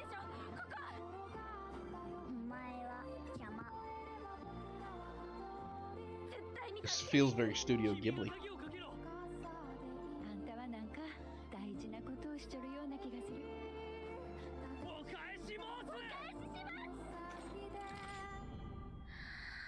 Oh no, it's not. Izume. Okay. We are going to make our return back to a Naruto game called Nindo Shinobi War. If you don't know though, this is basically an open world Naruto game solely developed by AK. One of my favorite things though is I just love the creativity. Each clan you pick gives you like different movesets. Like if I want to be an Uchiha, I would have the Susanoo, Tsukiyomi. Hyuga would be up close and personal. And now even if you pick the Sand, you can even use puppets. Also heard there's even a boss fight with Minato, so we definitely got to check that out. If y'all enjoy, subscribe, and let's go.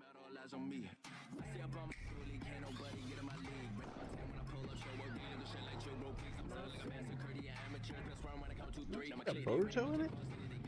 It has been, I think it's been like 2 months since the last time we played Nindo, but this game just got updated and I got a lot to show y'all today. So when you log in, y'all can see I already have 2 characters. One that's an Uchiha and the other one, I don't think I made a clan for him. You'll see you have Heritage, Village, Clan. Obviously we have the Uchiha, the Hyuga, the Uzumaki. But the cool thing is if I pick the Sand map, right, then I can use puppets. For this game, we have Heritage, Village, Clan, starting nature type, appearance, body type, skin color, hairstyle, hair color, eyebrows, jaw, nose. I could even change which eye color I want. If you talking about eyebrows? The Renegon and the Sharingan. I mean, it is just a cosmetic though. Don't think because you got this you're gonna be broken. I could even have the curse mark if I wanted to. Then if I wanted to change my hair, here it is. Like a moderate this game has hair. over 50 different hairstyles. Look at all these, y'all. Ooh, I look trash though. I gotta change that outfit. We got the Sasuke, the last hairstyle. So when you spawn into the game, you're gonna be fodder. Straight up trash. Don't expect to fight anybody right now. The only jutsu I have is Shadow Clone.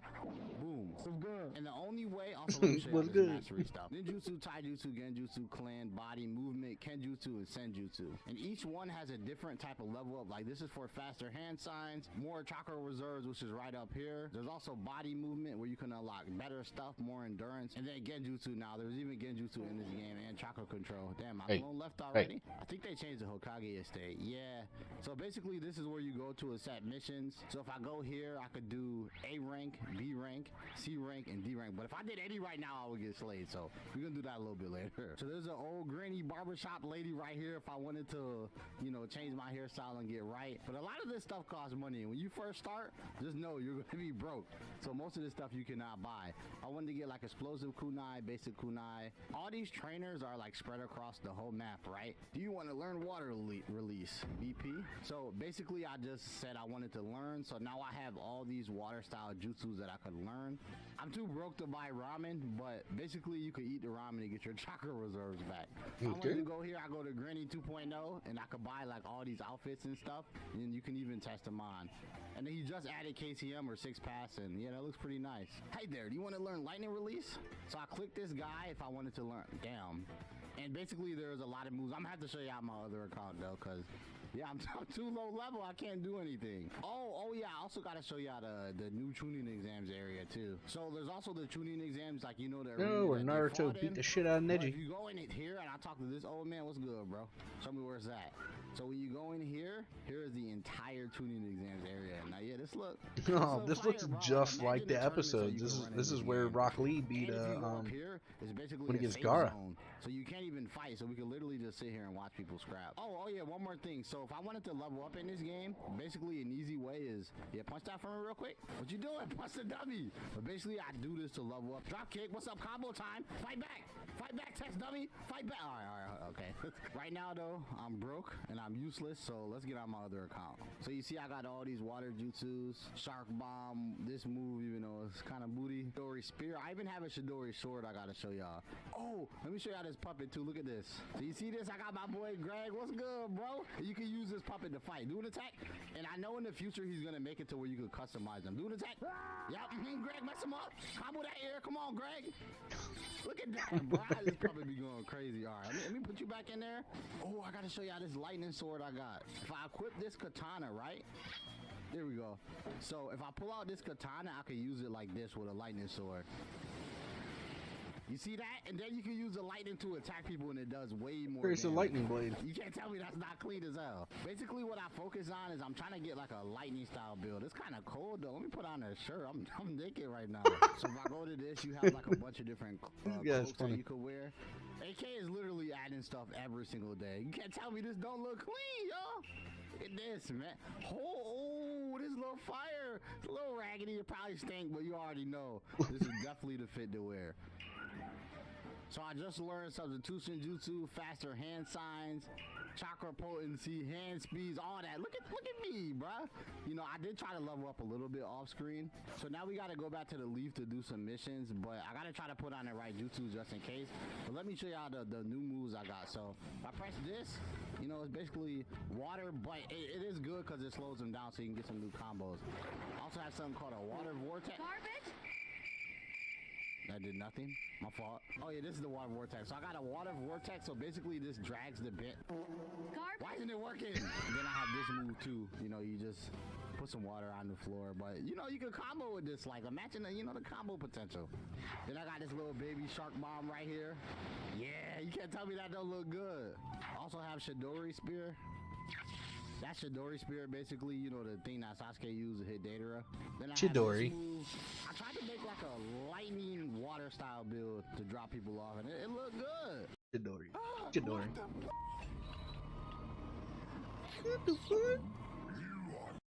No ads. Why am I charging like that? That looked cool. So if you do this, you can activate Sharingan or whatever. Let's try to, you know, we got to make our way back to the leaf. I'm all ready to go just in case a bandit run down on me. So because I leveled up, I could do one-handed signs now. So in a fight, you could use a sword and also use jutsus and it could be effective. Look at this game though, bruh. Honestly, so I started playing Nintendo probably like 6 or 7 months ago. I don't think it's been a year yet. And when we started playing the game, all we had was, I think we could use like Naruto. And I don't know, there was something about the game that I just really loved. And I'm happy I decided to start posting it because this game has come such a long way, bro. And I'm hella proud of AK. Stop right there.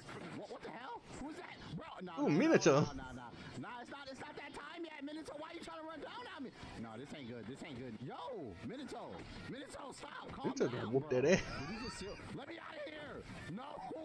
Stuck in his genjutsu. Why are you beating on me right now? It's not time for this. I'm not even equipped. Okay, you know what, Minato, you want to fight? Let's fight. Let's do this. Come on. Oh, no. All you do is teleport. You're just a spammer. What's up? Back up. Okay, he's waving me every 2 seconds. Nah, that didn't count, y'all. Wasn't ready. What's up? Not scared of you. Straight combos, yup. This ceiling move is so stupid, bro. I can't do anything. Minato. And he punches on me before I even get up. You know what? I'm running. I'm probably dead. But yeah, when you die, right, you spawn in a hospital slump here, and I think I lost a lot of my money too. Like, hey man, beat on me and rob me. It's hard out here, y'all. But you lost know 6 G's, bro. We're gonna go back. What the hell? It's a bunch of Rens. What is this? What's good, girl? How you doing? All right, it's all right. You know, he beat on me, he punched on me, he was strong, but I'm gonna get my revenge. Watch, next time, all the way back to the leaf. But it's fine though, cause I had to learn. So we definitely gotta slay him. What's good? You know, right, Tsunade not here. It's fine. Random ninja. Look at you. You look like a bandit. What's up, old man? I remember you. Recover Village Scroll. We require a... Whoa, that's a lot of reading. We require a competent group of ninja to go out on a Village Scroll recovery mission. It appears to currently be lost in the world somewhere. I've marked the area on your map, so bring the scroll back to the pedestal in the village. It's a hard world out there, but I'm gonna return back alive, all right? Don't worry about it, old man. We gonna come back. We gonna come back. You know what I'm saying? Saitama, where you going, bro?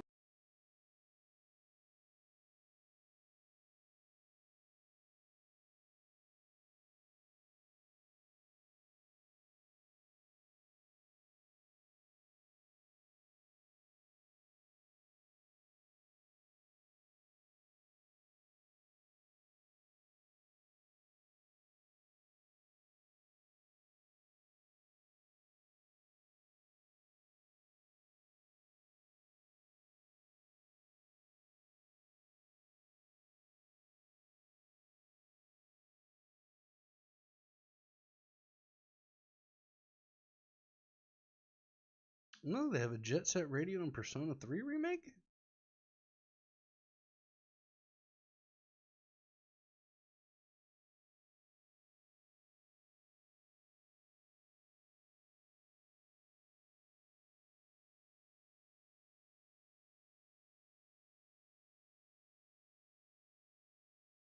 That's what RPGs and... GameFly is the best way to try new games. Rent it, love it. 2023 is right around the corner, and our New Year's resolutions? Play more games. I've got you covered. Here's 35 RPGs releasing in 2023, focusing mainly on JRPGs, action RPGs, and tactical RPGs. One Piece Odyssey, a turn-based RPG releasing on January the 12th for PS4, I have it. PS5, PC, and I need to Xbox get back into it. I need to start playing that. It's such a good game too.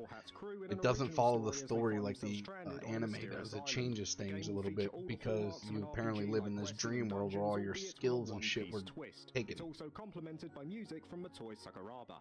Persona 3 Portable and Persona 4 Golden, a turn-based RPG releasing on January the 19th for Xbox One, Xbox Series, PC, PS4, and Switch. Not much to say here. Fans of Persona are getting reborn Persona's versions a of the very original, sporting huge, high-def heavy, graphics and a streamlined control story-based, system. a lot of quick save reading option will and also stuff be like that. available, along with the ability to choose a difficulty from the start.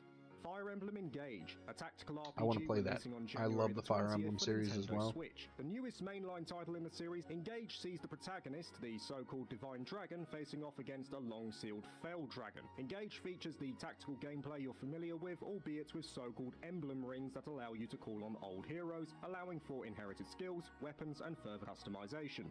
Monster Hunter Rise, an action RPG releasing on January the 20th for PS4, PS5, Xbox Series, and Xbox One. Anyone familiar with the tried and tested formula of Monster Hunter will find the same addicting gameplay it's going to be with supporting Monster 4K. Hunter Rise. Already released on the Switch and PC, Rise sees you patrolling the world as a hunter on the search for ever stronger prey, all centered around a new storyline.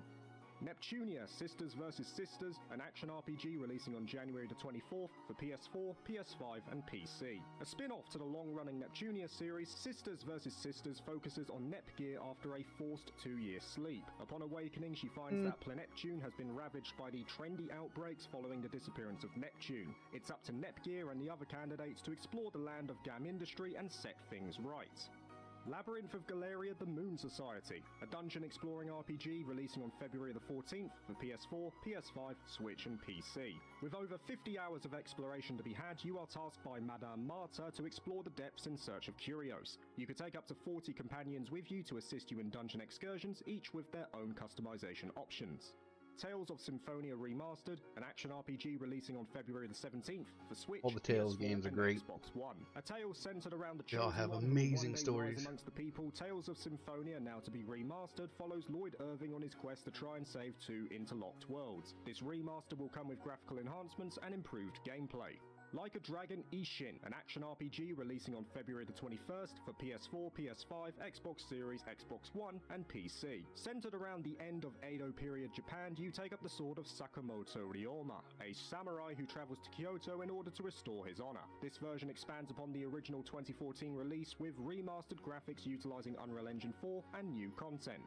Atelier Rise of Free, Alchemist of the End, and the Atelier, Secret Key. that's a pretty good one as well, but very, very anime style. For PS4, PS5, Switch, and PC. The third title from the hugely successful Rise of sub-series, this game takes place shortly after the events of the second game, and sees a multitude of returning characters as the team explore a recently appeared group of islands. Alchemy and exploration will once again be the center of the game, with the inclusion of a key mechanic that can be utilized in both exploration and battles. Digimon World Next Order, a turn-based RPG releasing on February the 22nd for Switch and PC. Already released on PS4 I was about to say, I already own that. Next Order sees over 200 Digimon from the series included in this adventure. The Digidestined this time around must stop the rampant Machine-Dramon and the chaos they are causing in the digital world. With the ability to work with 2 Digimon partners, success in battle comes down to how well you treat your team. Octopath Traveler 2, a turn-based RPG releasing on February the 24th for PS4, PS5, Switch, and PC. Players can choose from one of 8 new travelers with their own unique backstories and skill sets. Certain mechanics like the brake and boost systems from the original are preserved, while additions have also been made to freshen up the experience.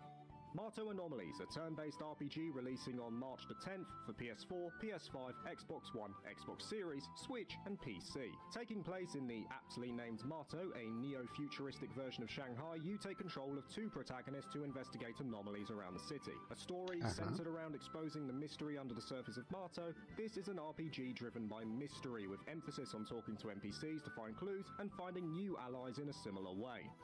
Trails to Azure, a turn-based RPG releasing on March the 14th Trails games are also and 17th for EU, really good. coming to PC, PS4, and Switch. Following on directly from the events of Trails from Zero, Azure sees the SSS involved in even greater trials as they attempt to overcome the barriers surrounding the Crossbell problem. With a greater emphasis on politics and fantastical elements, Azure draws on the world building and deep lore of Trails to deliver a truly satisfying experience.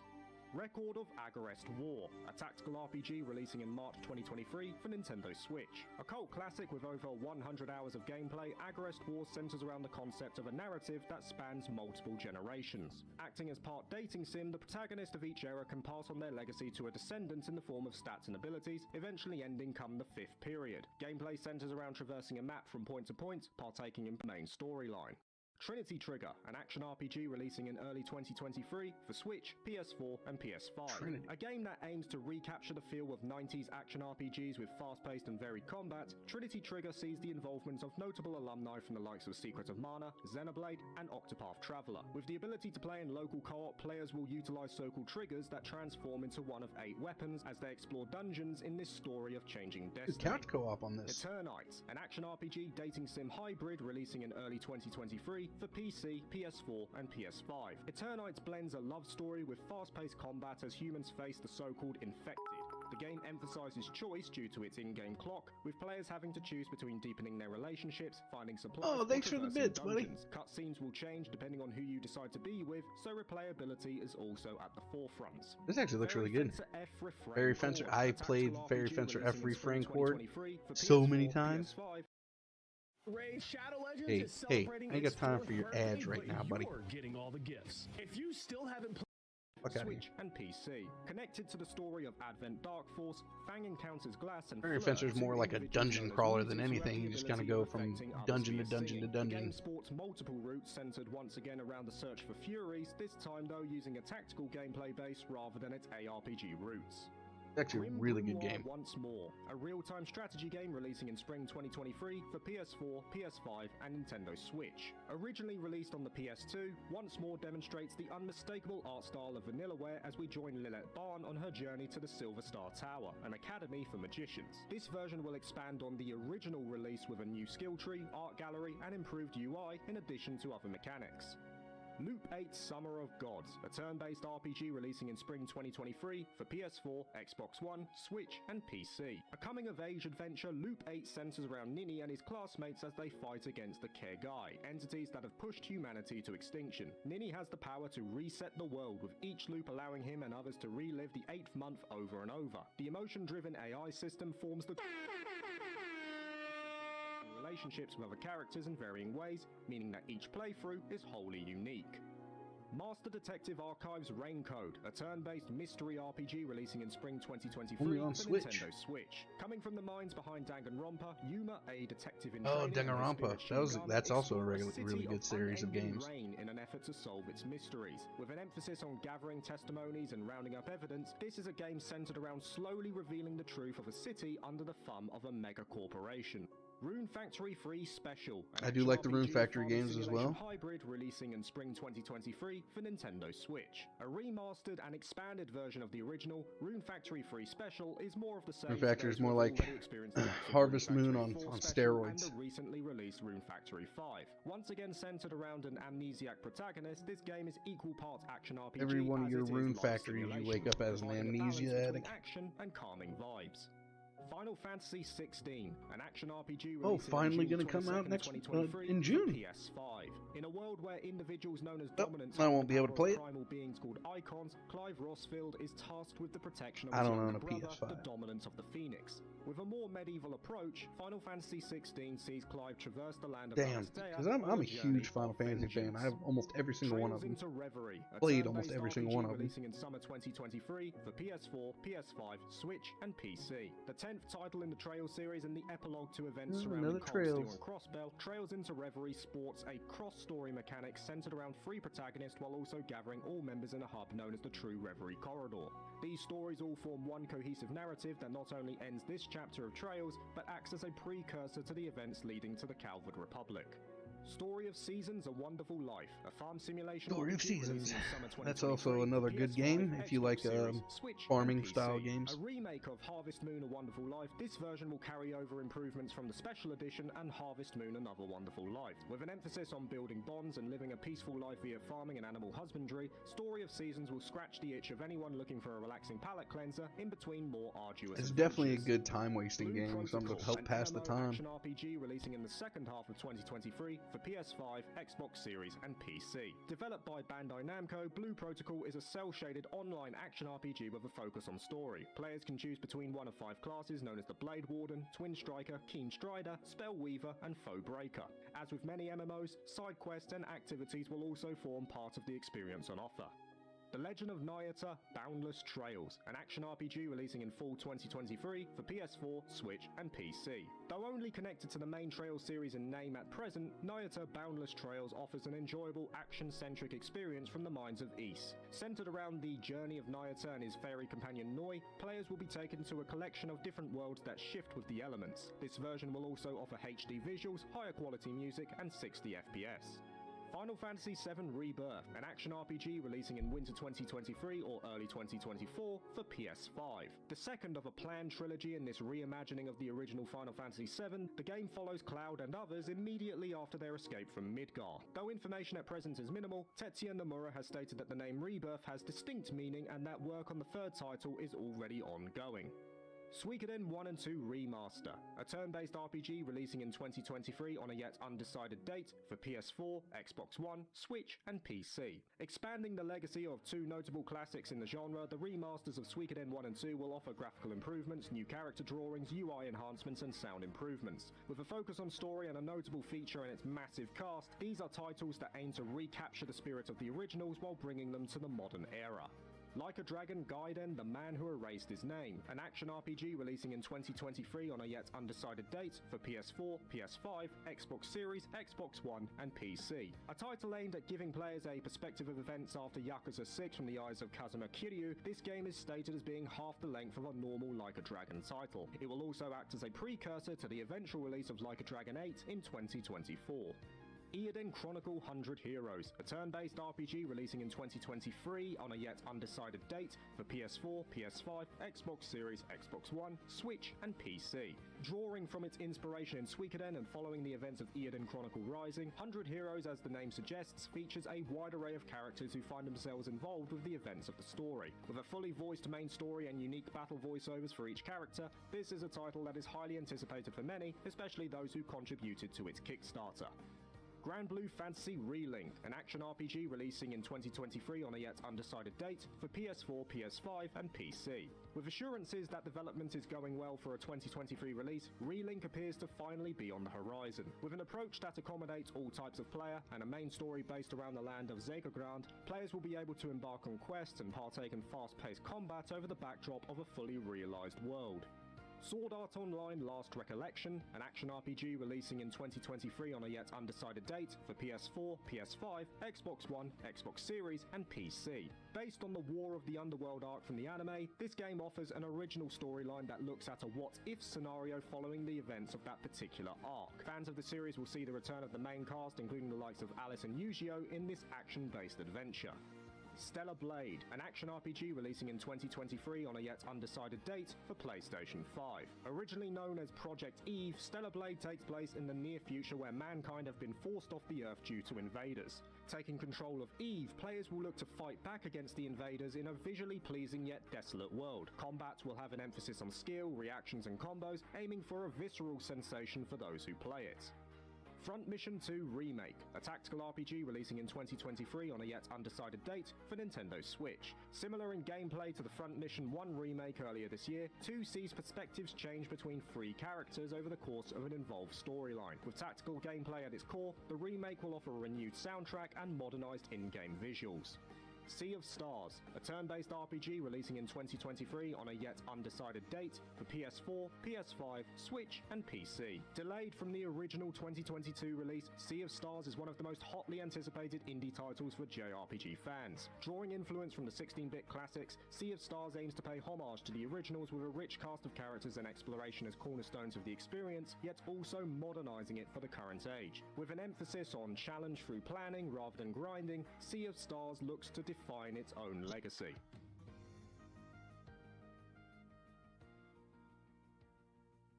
Right.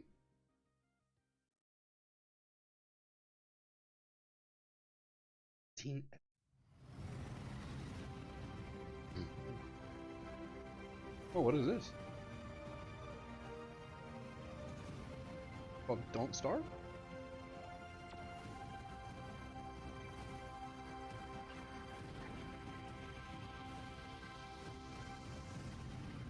You have reached a new milestone. Oh, Beyond Contact.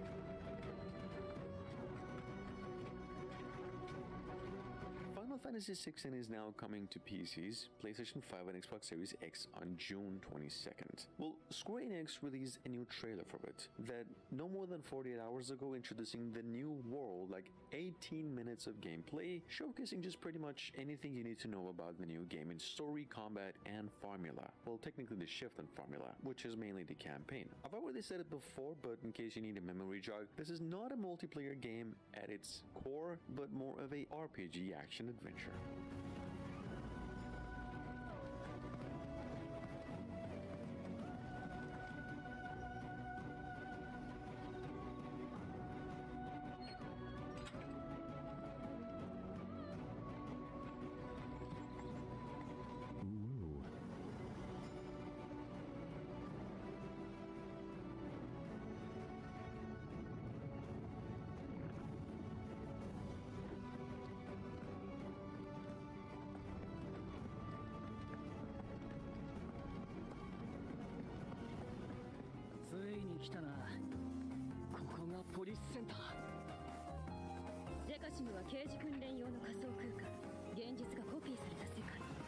Level 5 went on and released a new trailer, mostly gameplay, and said Deca Police is now coming to the PlayStation 4, 5, in addition to Switch within 2023. This is from the same developers of Ni no Kuni, where back then they described the game as a crime suspense RPG, fast-paced adventure, where you take on the role of a detective in a vibrant virtual world. Check it out, in case you missed it. PGG 宝石強奪未遂で現行犯逮捕する面白くなるよハーバードがカラフル猫ちゃんになってる何が起こった誰かがデータを置き換えたんだ警察のシステムに潜入しプログラムを書き換えたそれって完全に犯罪だぞこれが犯罪だとこの狂った街では手段を選んではいられない私腹を肥やす豚どもはベーベツンシュ違うよ私はエノア行きたいなら Number 3, from roughly 24 hours ago, we've got over here a Cry Machina, or Cry Machina, an action RPG about some future version of Earth where these mechanical people, technically just girls, survive in the post-apocalyptic Earth or era to become real humans is what they've been cooking. It's actually coming from the publishers Furio, and over 30 minutes of fast-paced action. Take a look, game set to be coming to PC, Switch, and PlayStation consoles only by the end of the year.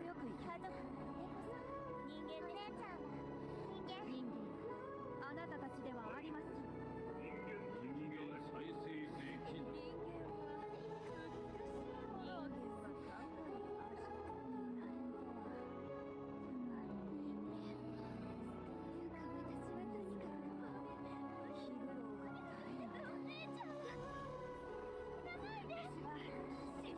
Fun.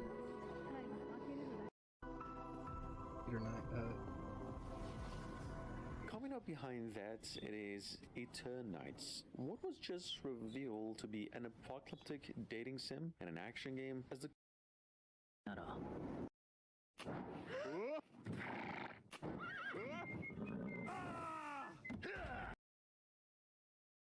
戦うしかないんだな Okay, diorama style combat.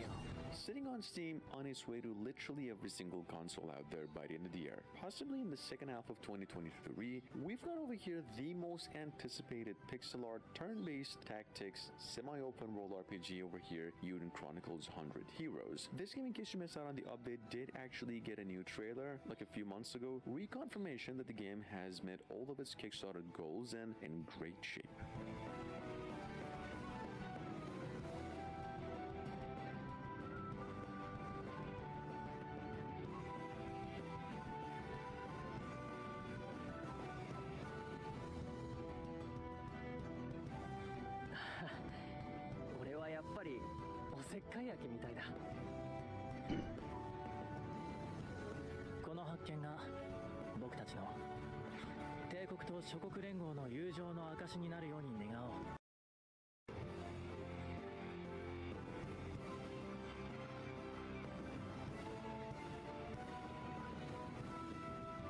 Oh yes, I've been waiting on this one.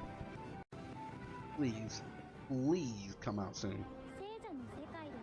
Big fucking Kingdom Hearts fan.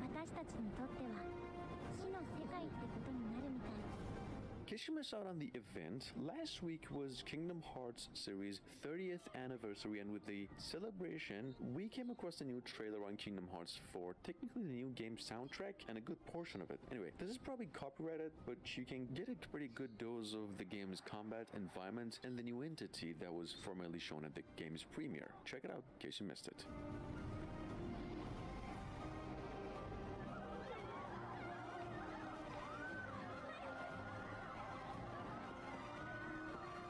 I mean, I've been playing these games damn near 15, 20 years.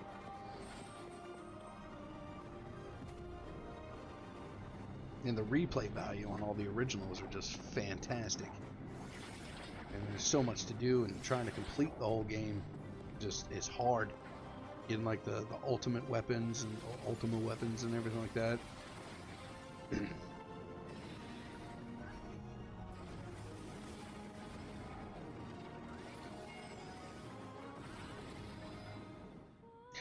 so good. This is Ashihara Nakatsu, a nice little town. Ashihara. You'll be living here from now on.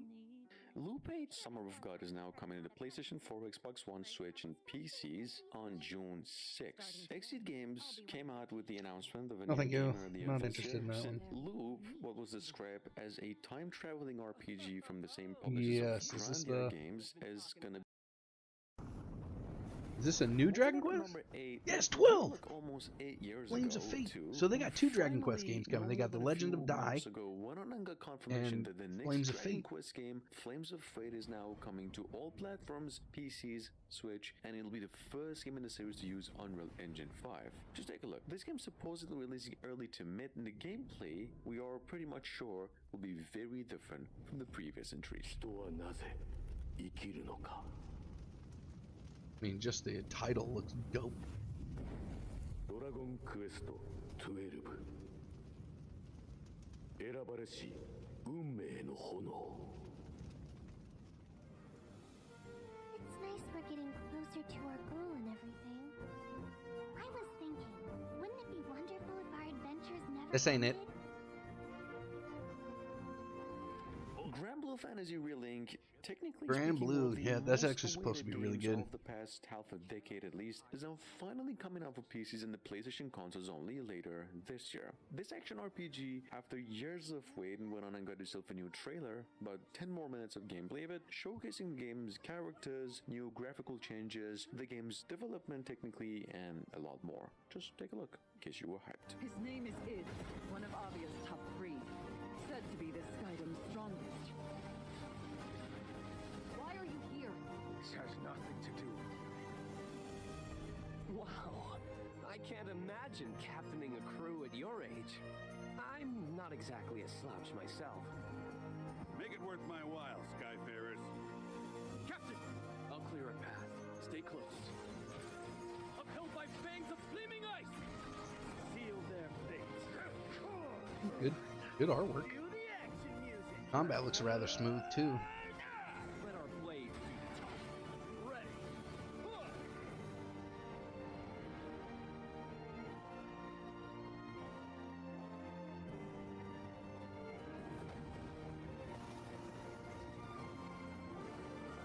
One stroke. Dream. A fake game.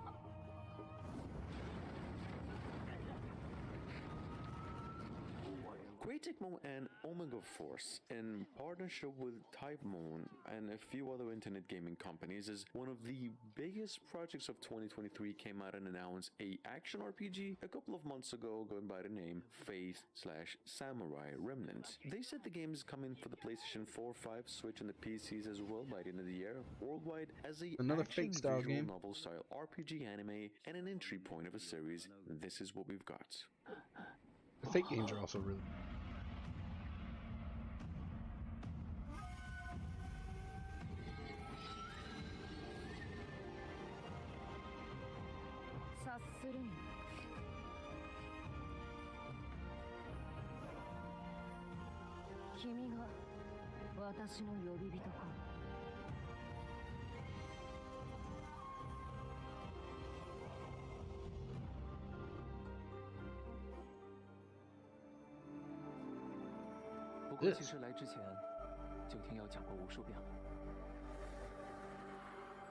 Coming up behind that, we have Tencent Games in partnership with Teamy, a open world action RPG they've been cooking together ever since 2020, a game called Honor of Kings World. This is probably one of the biggest games in the making at the moment. You see, Honor of Kings is a spin-off of the company's old MOBA, Honor of Kings. It is now instead a open world and features a co-op gameplay. Last but not least, it's only rumored to be coming out in 2024.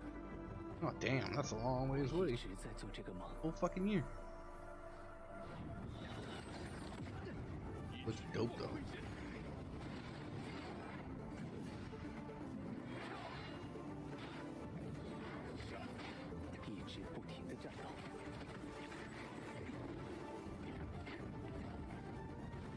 I don't know if y'all, any of y'all noticed that he missed that last one.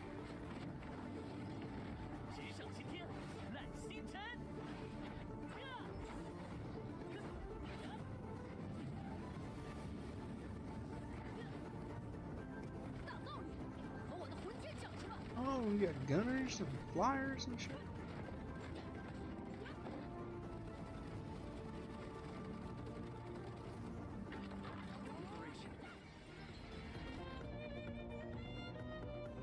Trials?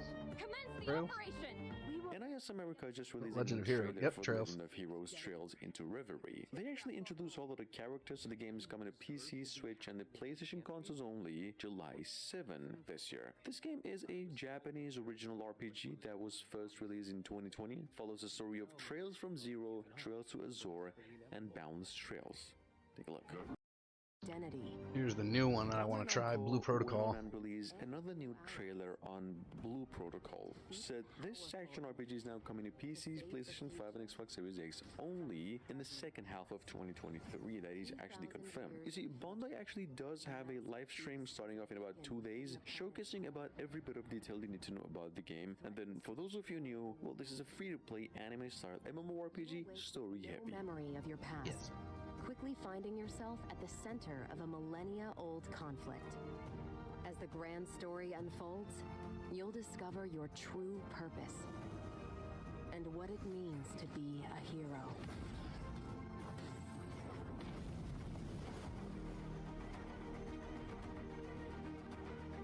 Explore, craft, and battle your way across Regnus. Swap between 5 unique classes to do battle with fluid, action-heavy combat. Relying on your teammates' skills and abilities to complement your playstyle. And tailor your character to fight back against enemies that adapt their tactics to counter your strengths. Octopath? Yeah. Been a while since I've mentioned this one. Wandering Sword is now coming to PCs in about a few months, possibly September. This is a Chinese martial arts RPG tactics turn-based. You could probably tell quite a bit in the same style of. This looks and last but not least, we've got over here the remastered Suikoden 1 and 2 games in HD, going by the duo Gate Rune and Dune and Unification Wars. These games are only teased by Konami a month ago and now said to be coming out April. I mean, back when this duo was announced, it had like a March 2nd release date, but now, due to some further polish, it is delayed.